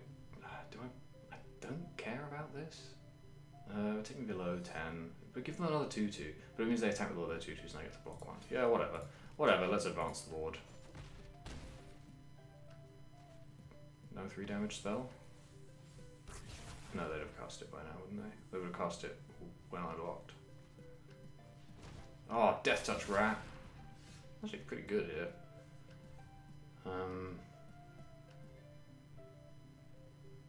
Even gain some life.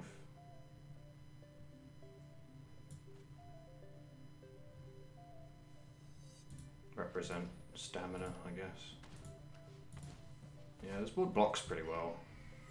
Oh, we get the supernatural stamina, our Aven gain even more life. No attackers.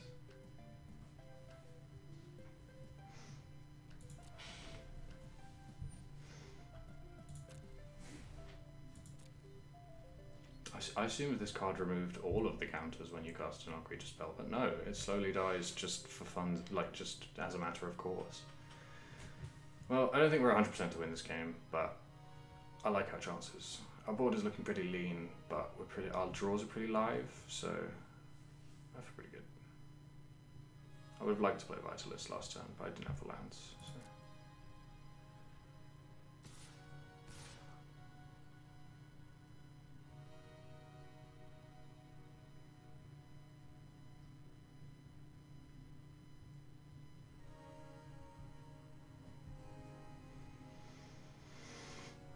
Okay, so I think my opponent is goading me into trying to block with my spider.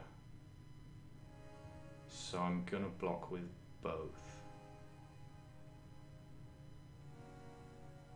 And then depending on... No, because then they're gonna kill the Aven and that's just like blocking with the Aven. I'm just gonna block with the spider. We can take one. And then I have stamina if they try and blow me out. Okay, cool. They just wasted one of their Magmaroths many turns running into a spider. Cool! Oh, sweet. Can't cast that yet, but we can next turn.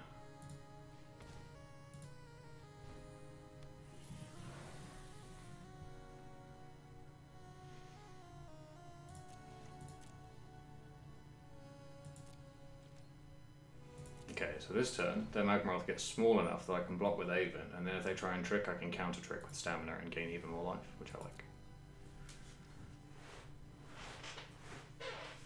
Magmaroth triggers all of the funny little things that care about -1/-1 counters, I guess. The problem with that is it's in red, and all those effects are in black-green. Okay, they just attacked with a terrible creature, which is great. It's like they did nothing. Yeah, so I'm just gonna start cracking in with my flying creature.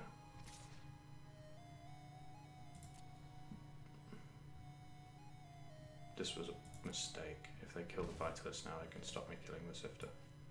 Casting the Sifter. But they didn't, so...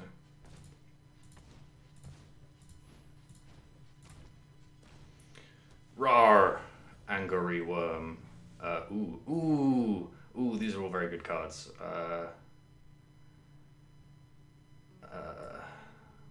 I really want to cast Gift of Paradise. Hang on. 1, 2, 3, 4, 5, 6. Makes 7. Okay, so I can't cast 2 of these on the same turn if I top gift. Oh yeah, I won't draw them on the same turn anyway. So with that in mind, I want to play Beetle quite a lot. No, wait, do I have a land in my graveyard? I don't, do I? No, okay. I mean, Beetle is still a creature though. Yeah, I think I'm going to prioritize the creature and then the cartouche. And game 5, yeah. Hell yeah.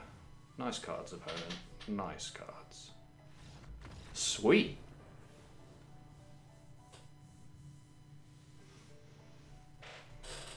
Got there. So that's 4 and 1 now, which puts us where I wanted to be. Obviously, I'd love to go infinite in every draft, but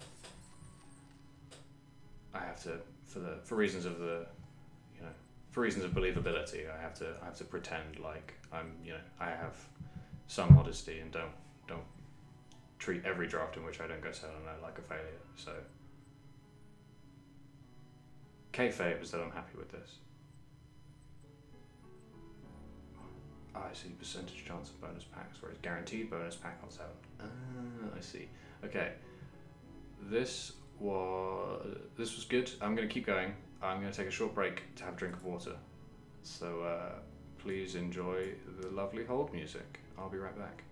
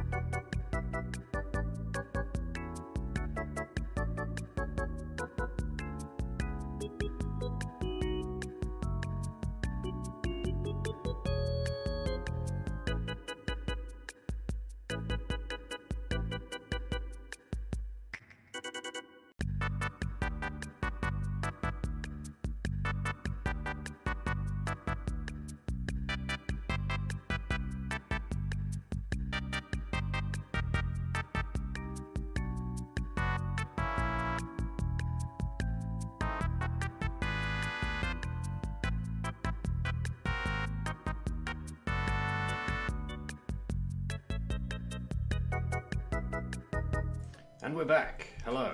I have a drink of water. So yeah, we're now a juicy 4 and 1, which is good, which means I'm going to go for 5. And then 6, we actually make our entry back in terms of gems. We've got a lot of gems at that point. How many gems do we have now? These quick drafts are 375 gems, which means we'll be able to get, like, I don't know, 5, maybe more in with our gems, even if we lose them all, which hopefully we won't. Anyway, let's get back to what we were doing.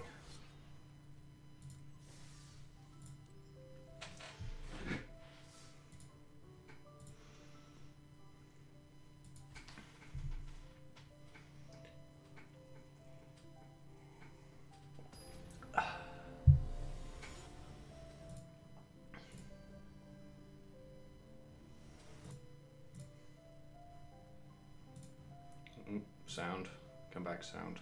There we go. Okay. This is an easy keep. Turn 2 Stalwart, turn 3 Gift of Paradise. Turn 6 Sifter Worm. Play the tapped land first. Because I value cycling these, but not so highly that I will look at a good 3 land hand in the mouth. Ooh, our opponent's on Proven Combatant. That is a good sign. Gaining 3 life is like gaining 3 turns against Proven Combatant, and it also can't attack against Ruinous Stalwart. Which is not to say that I'll block. I probably won't.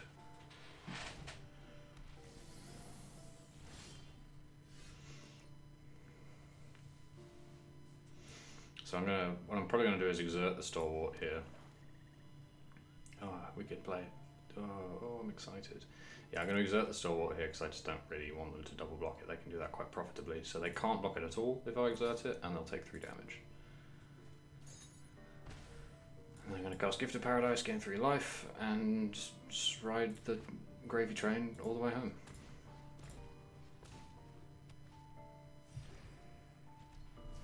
It's kicking off, folks.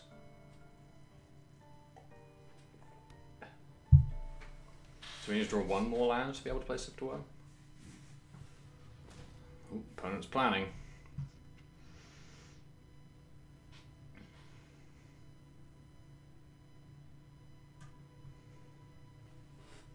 What are they planning? It definitely isn't lands, so.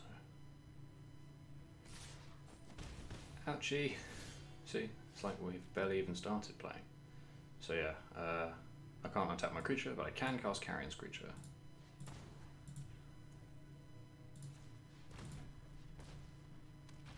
And I'm going to play my tap land. Ta-da! If we draw a 6 we can play it, otherwise we'll probably just play Stalwart. Playing Gift of Paradise is so much fun. Oh, opponent has Quarry Beetle! Strategic planning, bidding lands, pick it up with Quarry Beetle. They're a genius. Hats off to opponent. No block you. We can farm the Quarry Beetle. Play the Swamp. Oh, we can cast Market. Sorry, I'm excited. So I'm going to attack with this Carrion Screecher.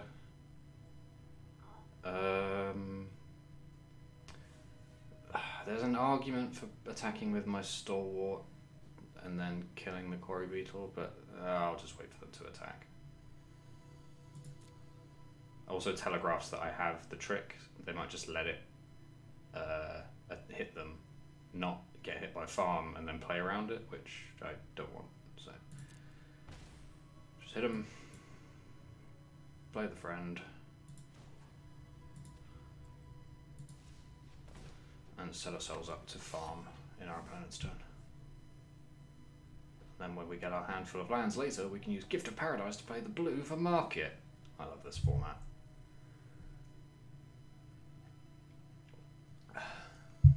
Every format is Dominaria if you take your dim enough view of your opponents. Seer of the Last Tomorrows. Oh no. Oh, they discard cards to do that. Never mind, I don't care. This card's bad. I thought our opponent was going to put us on the Turbo Mill plan, but they did not.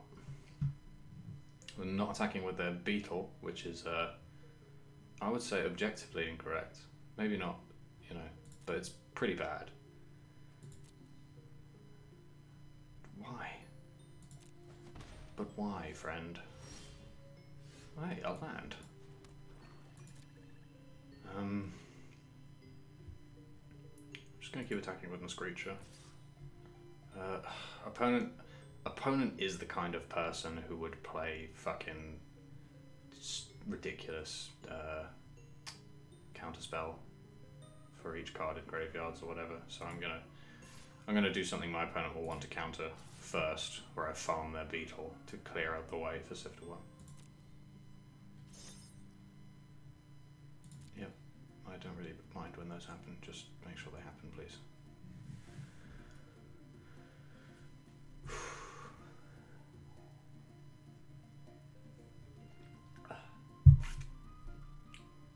They might also just not block. That wouldn't surprise me at this stage. Okay.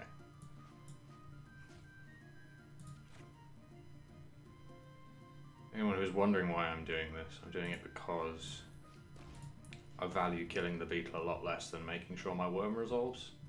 And I suspect they have something. If they don't, fine. If they do, great, I've got rid of it. And it's not really a 2-for-1 because this is 2 cards worth of value turning our lands from here into gas.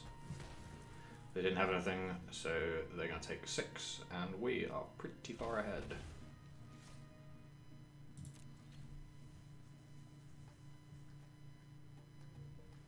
This card owns. Oh, this card. You're going to pick up a land, friendo. Or are you going to discard a card?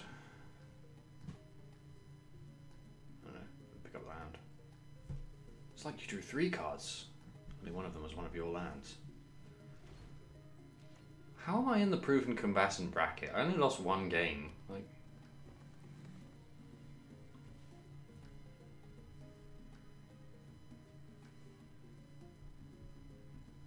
wish I had an ambush card for this.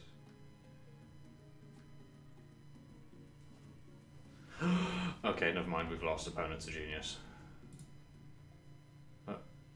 Cory Beetle picks up another land.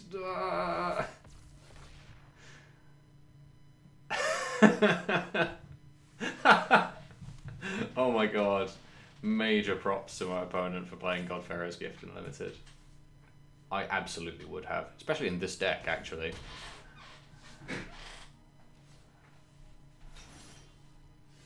Anyway, I'm going to cast Sift to Worm and kill my opponent now.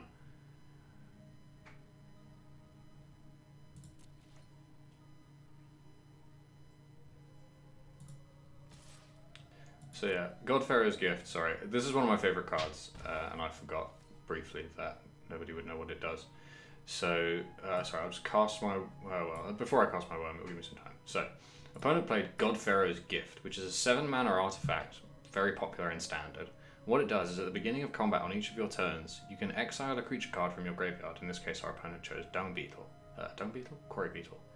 If they do, they get to make a copy of that card, except it's a 4/4 black zombie and it gains haste. So this basically, as long as their creatures are dying, which they currently aren't, they can keep bringing them back. It's a very, very, very powerful card. So actually, this card is probably intended to mill them, not me, so that they can fill it up for Godfarrow's Gift. I love this card. It's one of my favourite Magic cards. I have, I think, 4 standard decks on here that use it in some capacity. And yeah, if I had seen this in the draft, I would absolutely have picked it, and you would absolutely be watching me lose with it. Which is a shame, because I love this card. But yeah. So if this game goes on for a long time, I can see us actually losing it now, because Godfarrow's Gift is very good. However, our opponent's deck does not seem to be especially set up to take advantage of it, so I don't feel too bothered.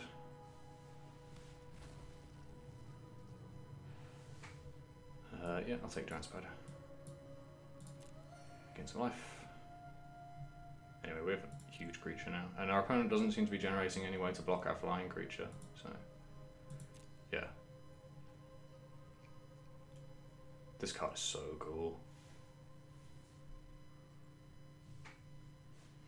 The only thing about this card is it keeps them capped at... Ooh, what did they do? Well, they got a Giant Spider. They can block our flying creature! No! Genius.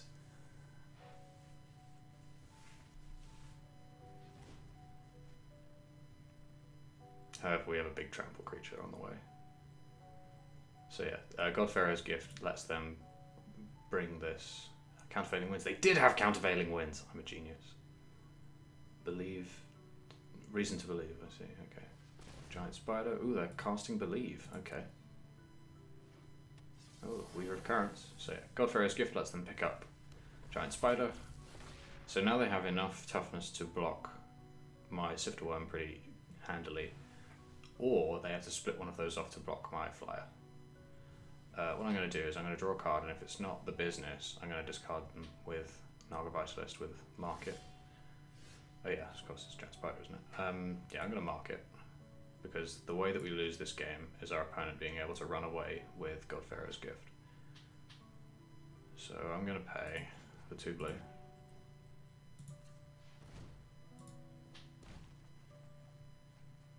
Did we get there? I don't know that we did. Oh, we got another flying creature. But neither of them get over this.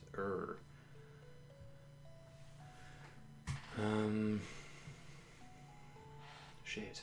Are we going to lose? No, we're not going to lose. We're not going to lose because our opponent can't block our Aeronis' Stalwarts with anything except their 4/4s.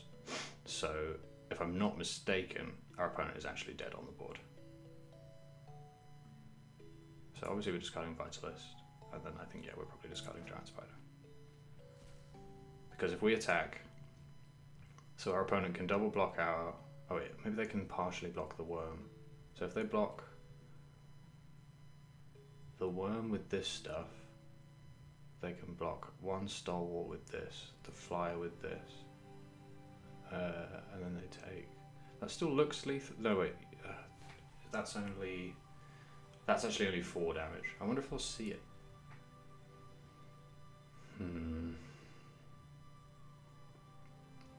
Did not expect to be nearly losing this game. Let's attack.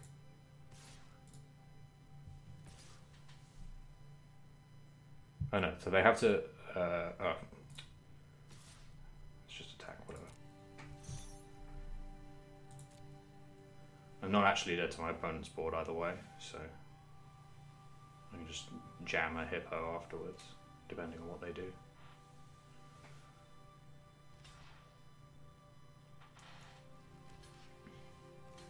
Okay, so we kill all of our opponent's creatures there. And they take 3. 5? This looks like 5. Yeah, they take... Oh, no, wait. Oh, they took... Yeah, they died. Yeah, okay. I thought I'd done that maths right. Whew! Got there, folks. Beat the Godfarer's gift.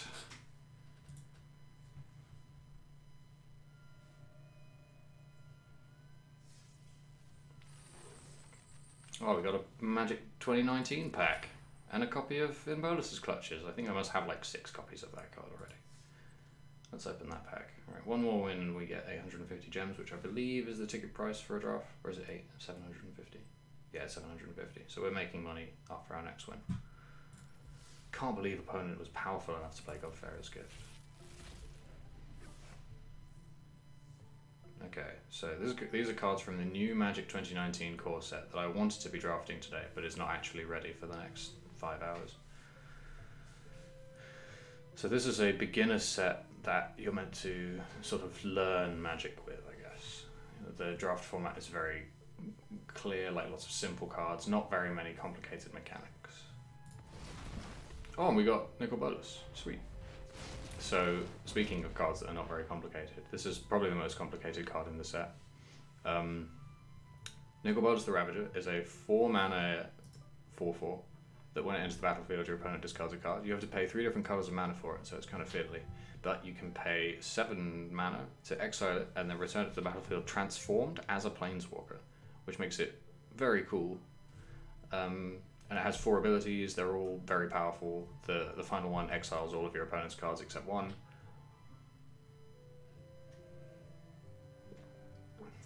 So that's pretty cool. I dig that a lot. I see rare wild cards coming up, not an actual rare pull. But yeah, that was pretty lucky. I actually don't care about this card, but maybe people will say it's good eventually. I don't know. Anyway, let's get back to the draft.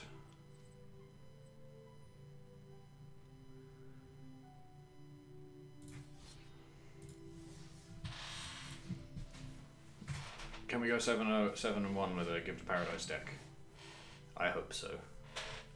Because I would much more enjoy drafting this deck when we play Hour of Devastation than I would drafting aggro decks.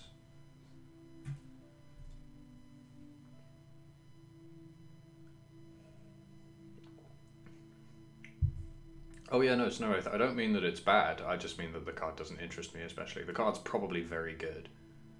Especially if you play like a non-standard format like Commander or Cube or something. The new Nicol Bolas is very good in those formats, I think.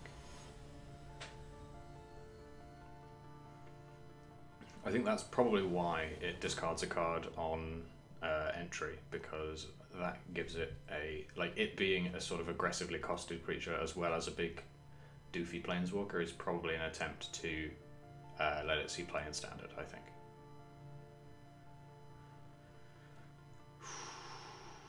Ooh, I want to keep this hand, but I don't think I can.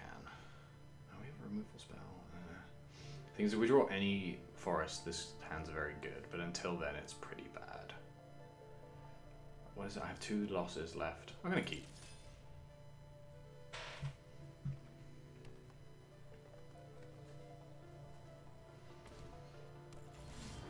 We got there! As ever! Turn 2 Stalwart, turn 3 Gift of Paradise, turn 6 Sifter Worm. Opponent also looks like they're trying to grind, which is good. I'm into that.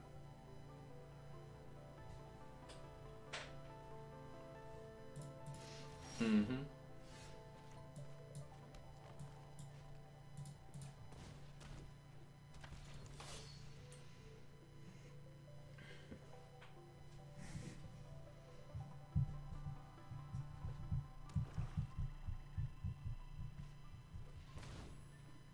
Ooh, 3 mana, 3/3.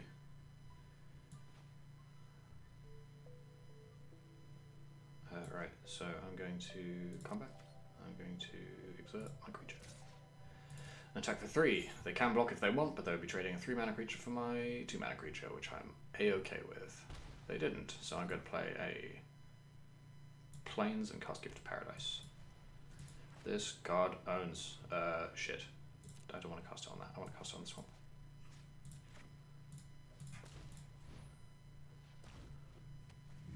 What does that let us do next turn? Play Obelisk Spider, which blocks their 3/3 pretty well.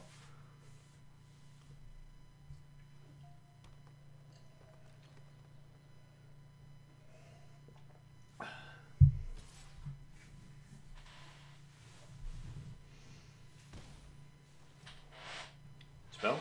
Anything? Gift of Paradise? Nothing. If you say so.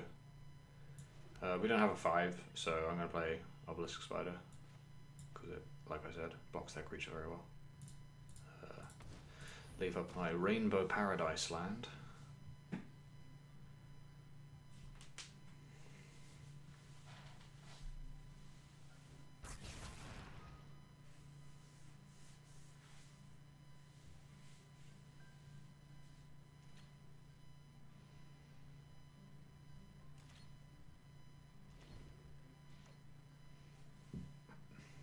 Oh yeah, if anyone watching wants to play this game and hasn't got a code, please DM me on Twitter. I think I have 2 codes left to give out. So yeah, first come first serve basis, just ask and I'll give you a code. You can't attack. Hell yeah. Nice cards.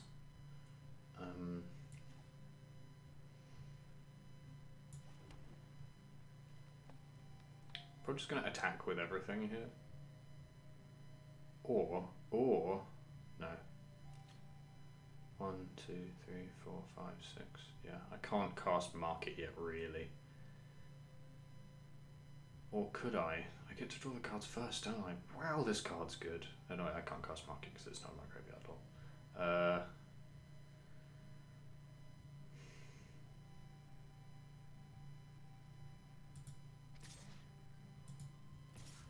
Yeah, I'm just going to attack.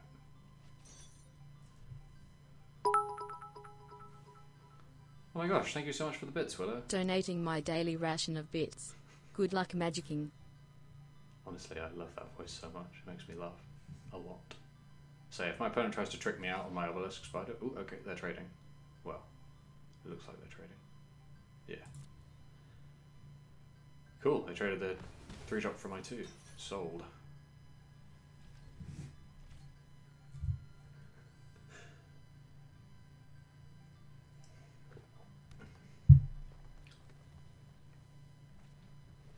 Ooh, a hippo. That looks like a good target for farm. Oh, another Gift of Paradise. Oh, I'm so tempted to cast that instead of the worm, but no, I'm going to cast the worm.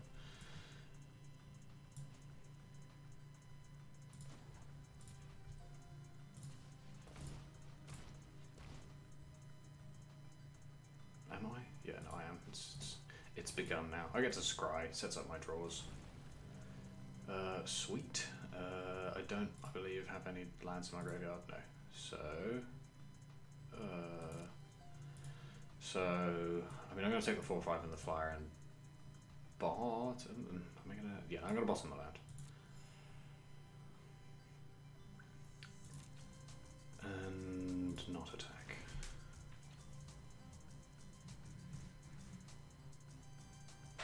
And I'm so far ahead at this point that I can just start racing my opponent because I have a big old nasty worm, and if they try and block it, I can bow them out with farm. Or they could just do that, I suppose. They didn't have the desert though, so I'll take my small comforts. No blocky.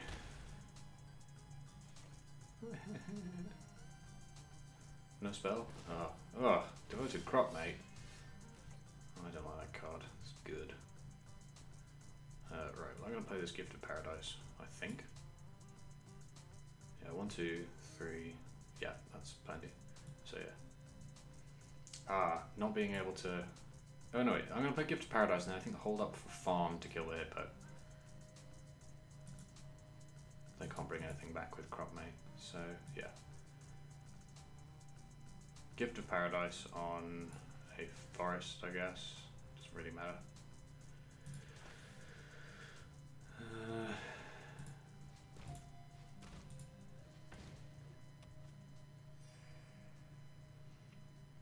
Yeah, and then hold up for farm on the hippo.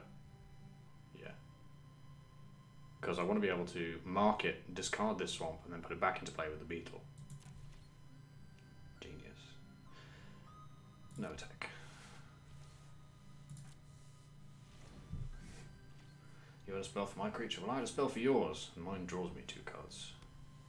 I have Carrion Screecher up top, don't I? Crop mate?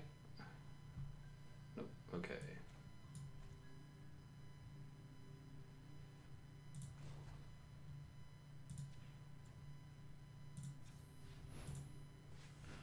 Blow!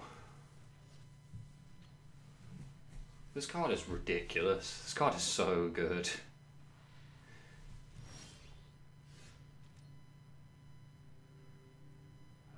Yeah, I'm going to cast this now, because then I can cast the beetle and put the lands into play.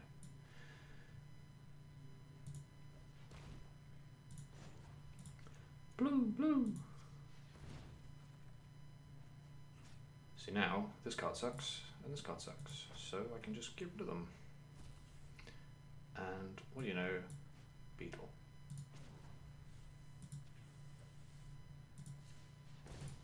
Yeah, Snow Wraith is in the chat saying that the best thing about this this card is like take action. The first half of Farm to Market is good enough by itself, and that is exactly right. Like, there is the card is so playable by itself that when the second half is also really good, it just like it's 2 spells that you really don't want your opponent to have all the time, and they do. Like, such a good card. I love it. This deck owns. I want 2 Gift of Paradise in every Armageddon limited deck I make from now on. Ooh, opponent has big spells coming. We're not out of the woods yet. Don't have any way to deal with this, I don't think. I can put counters on it with the hippo. It's a repository for -1/-1 counters, I guess.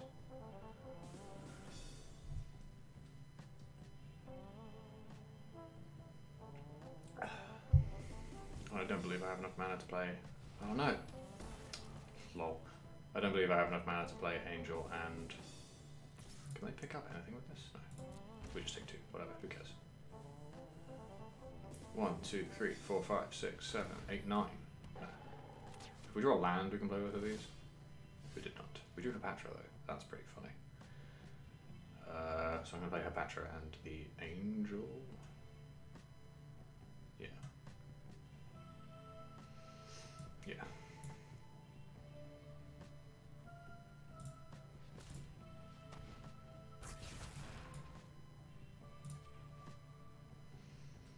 Just vomit onto the board.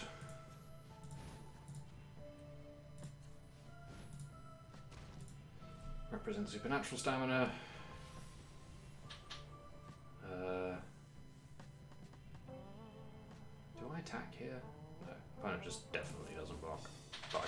ever attacking if I have this.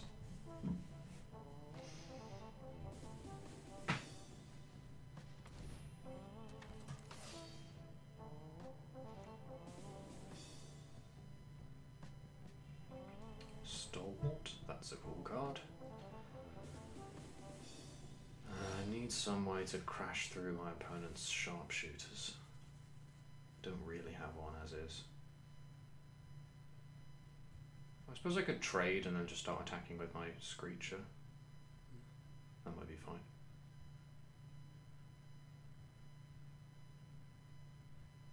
Is that fine? Let's find out. Spell? Yeah, like if opponent has a spell here, this is a pretty bad line. But they took it.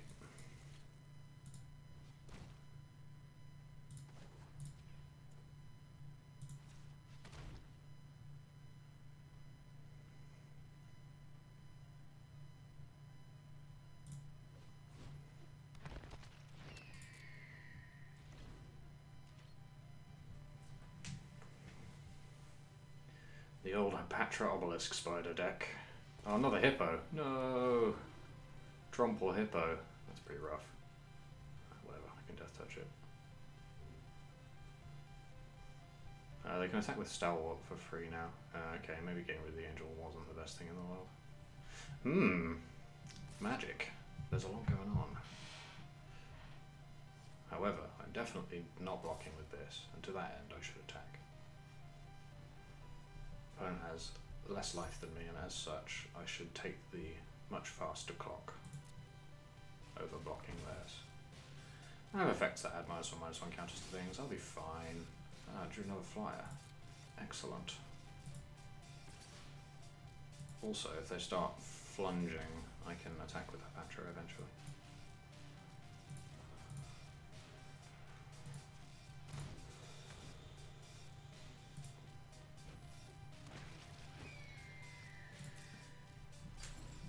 Please no heaven. Not this time. No. No. Opponent is meticulously tapping mana. Don't do it. Don't do it. Oh, they didn't. Cool.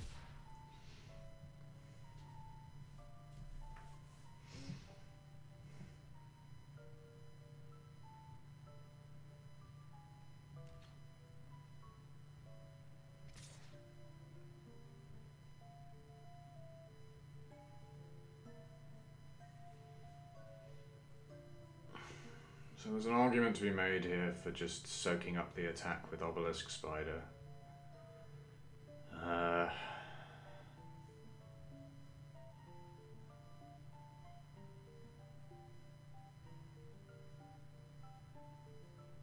But opponent is dead in 2 attacks. Oh, but I'm dead in some attacks. Let's block with Obelisk Spider. So we get to make a Death Touch creature. Yeah, whatever. Needs to do something. Might as well gain me 4 life and make a snake.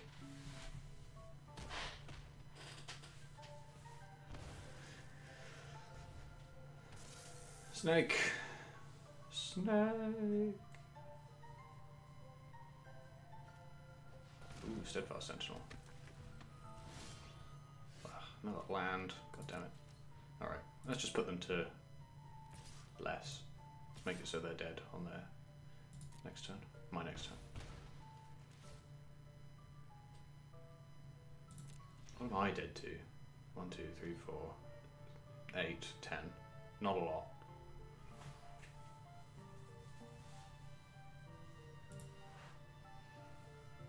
Still don't have anything they can bring back with Crupmate. Sweet, they conceded.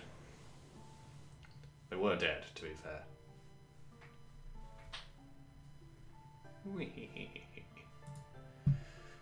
We got there, folks. We've made it past the infinite bracket. We're just playing for gravy now. What time is it? 4. Can we make it to 7 wins? I think we probably can.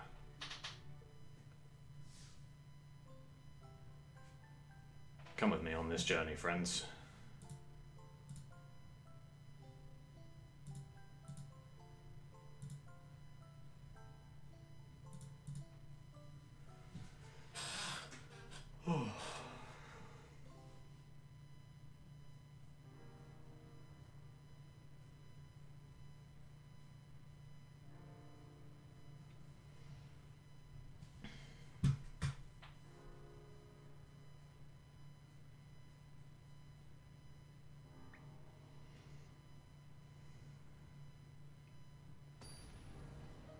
Was the other... I'm wondering if the other Hour of Devastation draft I ended up streaming, I went 5 and 3 in.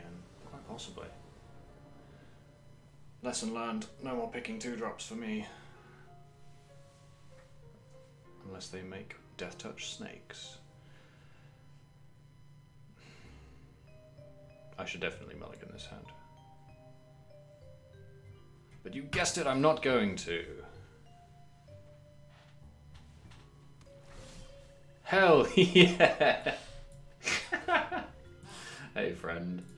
Hello. Sadly we don't have the turn 2 Stalwart. Yet. Ooh, ooh. Aggro opponent. Potential aggro opponent. Big Egg is watching us in the chat saying they always pick too many bears. If there is any format in which you cannot pick too many bears, it is Hour of Devastation Limited. The aggro decks are good.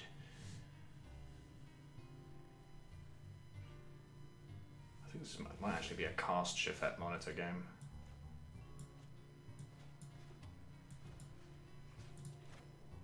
Yeah.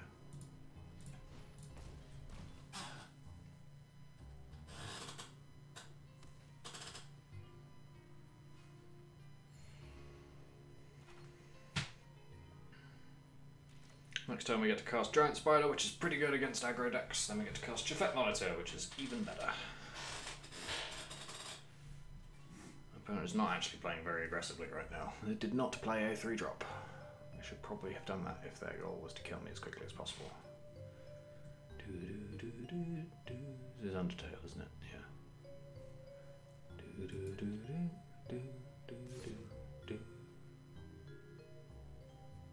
Yeah. Ouchie.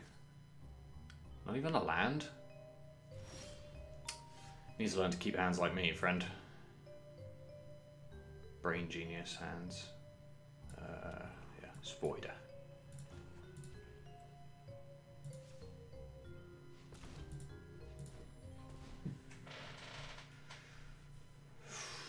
Opponent missing their 4th land is pretty good for the person who is turboing out additional land, you know, additional mana, so... And gaining life, and. So yeah, attacking with Shifet Monitor on turn 6 seems pretty good.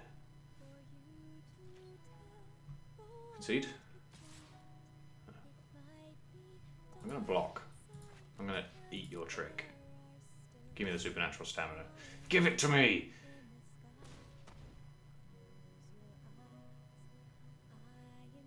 What is this? Gift of Strength! Sold.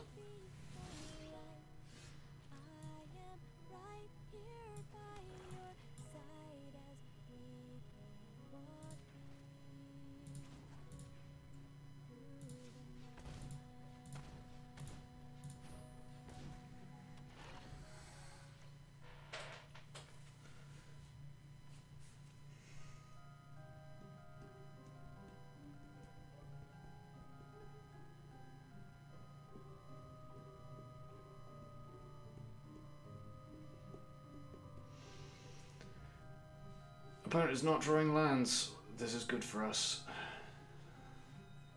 An opponent who is not drawing lands has precious few opportunities to beat a 6-5. What do we do next turn? Probably casting Stalwart and then farming.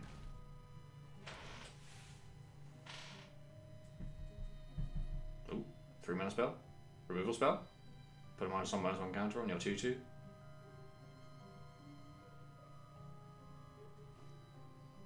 Oh, that's a pretty good spell, actually.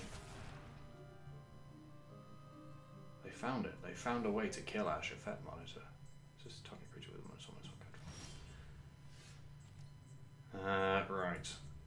So that's interesting. So what I'm going to do is attack. And then if they block, I'm tempted to... No, they didn't block. Okay. Never mind. 1, 2, 3, 4, 5, 6, 7. That's fine. We just play Avon and Stalwart here.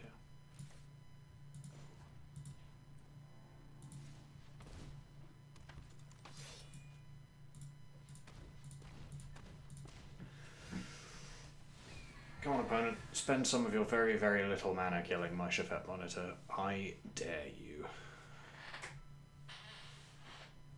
1, 2, 3, 4, 5, 6, 7. Okay, we're live to Sifter Worm now, so I'm going to stop playing lands and wait to be able to market them. Whoa. It's a spicy meatball.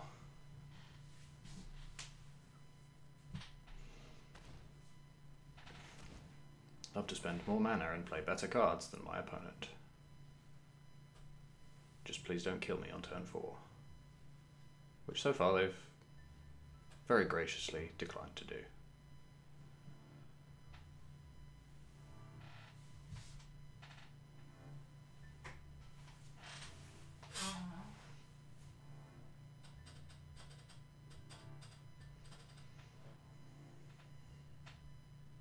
Come on.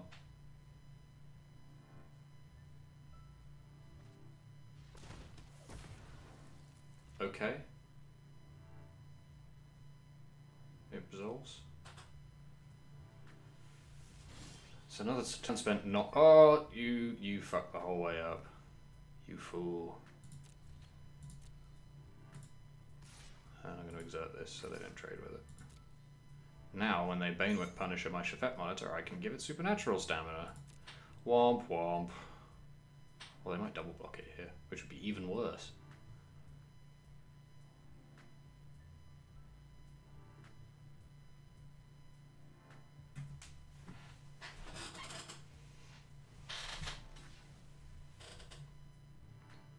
I think chunk blocking it might be even worse than that, actually. Yeah, if you're going to not block it, go the whole way. Yeah. Unfortunately, I think our opponent is very behind. Didn't play any lands. That was the key.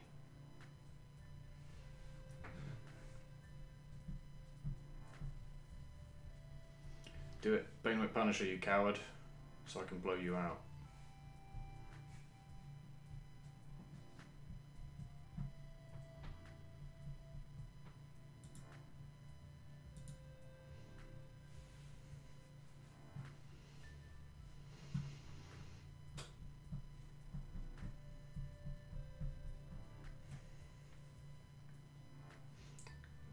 Come on.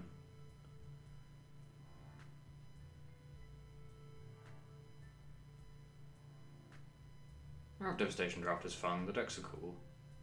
Especially the Gift of Paradise decks. Oh, they go into combat. Yeah, that seems correct. Probably won't block.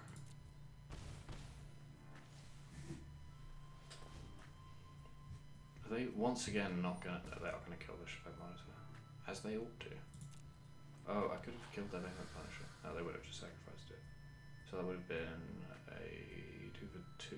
Yeah, not worth it. I can make them sacrifice this card all on their own. Wouldn't even be a 2 for 2. It would be a. I think I would literally be 2 for 1ing myself in that scenario. Yeah, cool. Ba-ba-da-ba. Nice cards.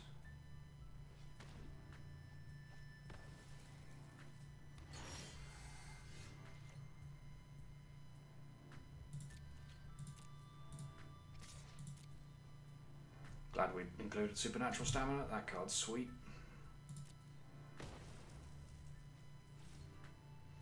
And I'm gonna commit the Angel to the board. I doubt my opponent's capacity to play fucking... what is that card called? I don't know. The Wrath. The 3-mana Wrath that's in this format. They probably are not playing that in their aggro deck. It would be a genius level play if they did.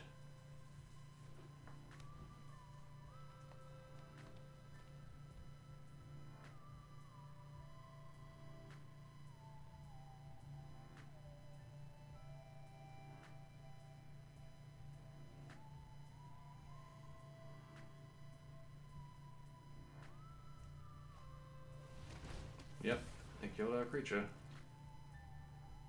Put them out a lot of removal spells. I see why they kept their hand, but it was not good enough.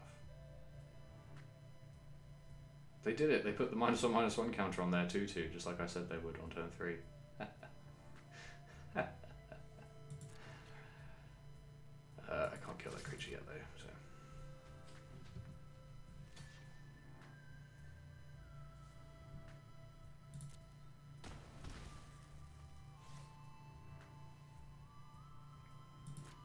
interested in committing Naga Vitalist to the board. I suppose that actually is, you know, potentially damaging attacker if our opponent is having to block this Shafet monitor all the time. Maybe that would have been correct. Nah, I don't really care. I feel far enough ahead that I don't have to play quite so tightly. Oh, Baleful Amit. That's a 3-2. That sure doesn't profitably block Shafet monitor. Gains them some life, I guess. But if it tries to do that, I will just kill it and then they'll die. So, make your choice. Yep, that was wrong. Wrong choice, friend.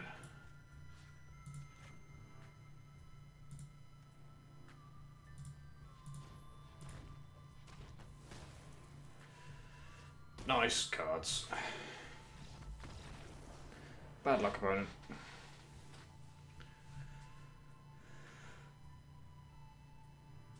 That was fun. I liked that a lot.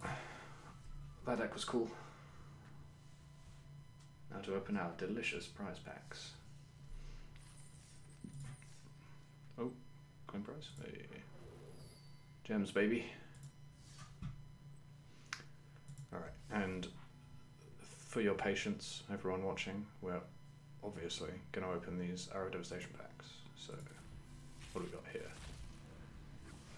A rare wild card, nice. Oh, it's separate to the pack. That's neat. I didn't know they did that. Gift of Strength. Yep. These cards are all ass. The Dunes is played in some decks. And Hour of Eternity, that card I think is bad. Yeah, just eternalize X cards from your graveyard. Just use Godfaria's Gift, it's better. And right, common wild card. You'd be surprised how quickly you run out of those. And Hour of Glory, that card's ass. So yeah, we've got a lot of gems now. So that was our that was our impromptu Hour of Devastation draft. Thanks everyone for coming. It was a lot of fun. I hope you enjoyed watching because I really enjoyed playing. Where's the vault? Has the vault gone?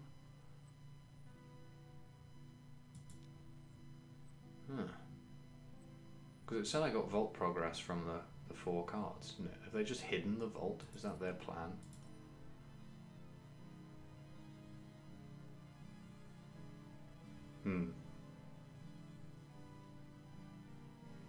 The vault is hidden until it's ready to pop. That seems weird, but I kind of get it, like it was bad before. Right. Yes, thank you everyone for coming. This was a lot of fun. I hope you enjoyed watching as much as I did playing. I enjoyed playing a lot. If you have enjoyed this impromptu stream, you can enjoy promptu streams at 10 PM British Summer Time on Monday and Wednesday. On Monday, on weeks where we're not striking against Jeff Bezos. On Monday next week, I'm hoping to be playing Getting Over It with Bennett Foddy, or possibly some Magic 2019 draft. It depends. And on Wednesday, I'll be continuing to play Doom, as I have been previously. If you really like the stuff that you have seen on the stream, you can give to me and you can, tip me in the various Twitch ways. You can give me bits, you can subscribe to my channel, or you can just follow and catch the next one. I also do YouTube videos, which you can find attached to my Twitter handle, which is findable somewhere. But until next time, thank you everyone for coming. It's been a pleasure. I'll see you.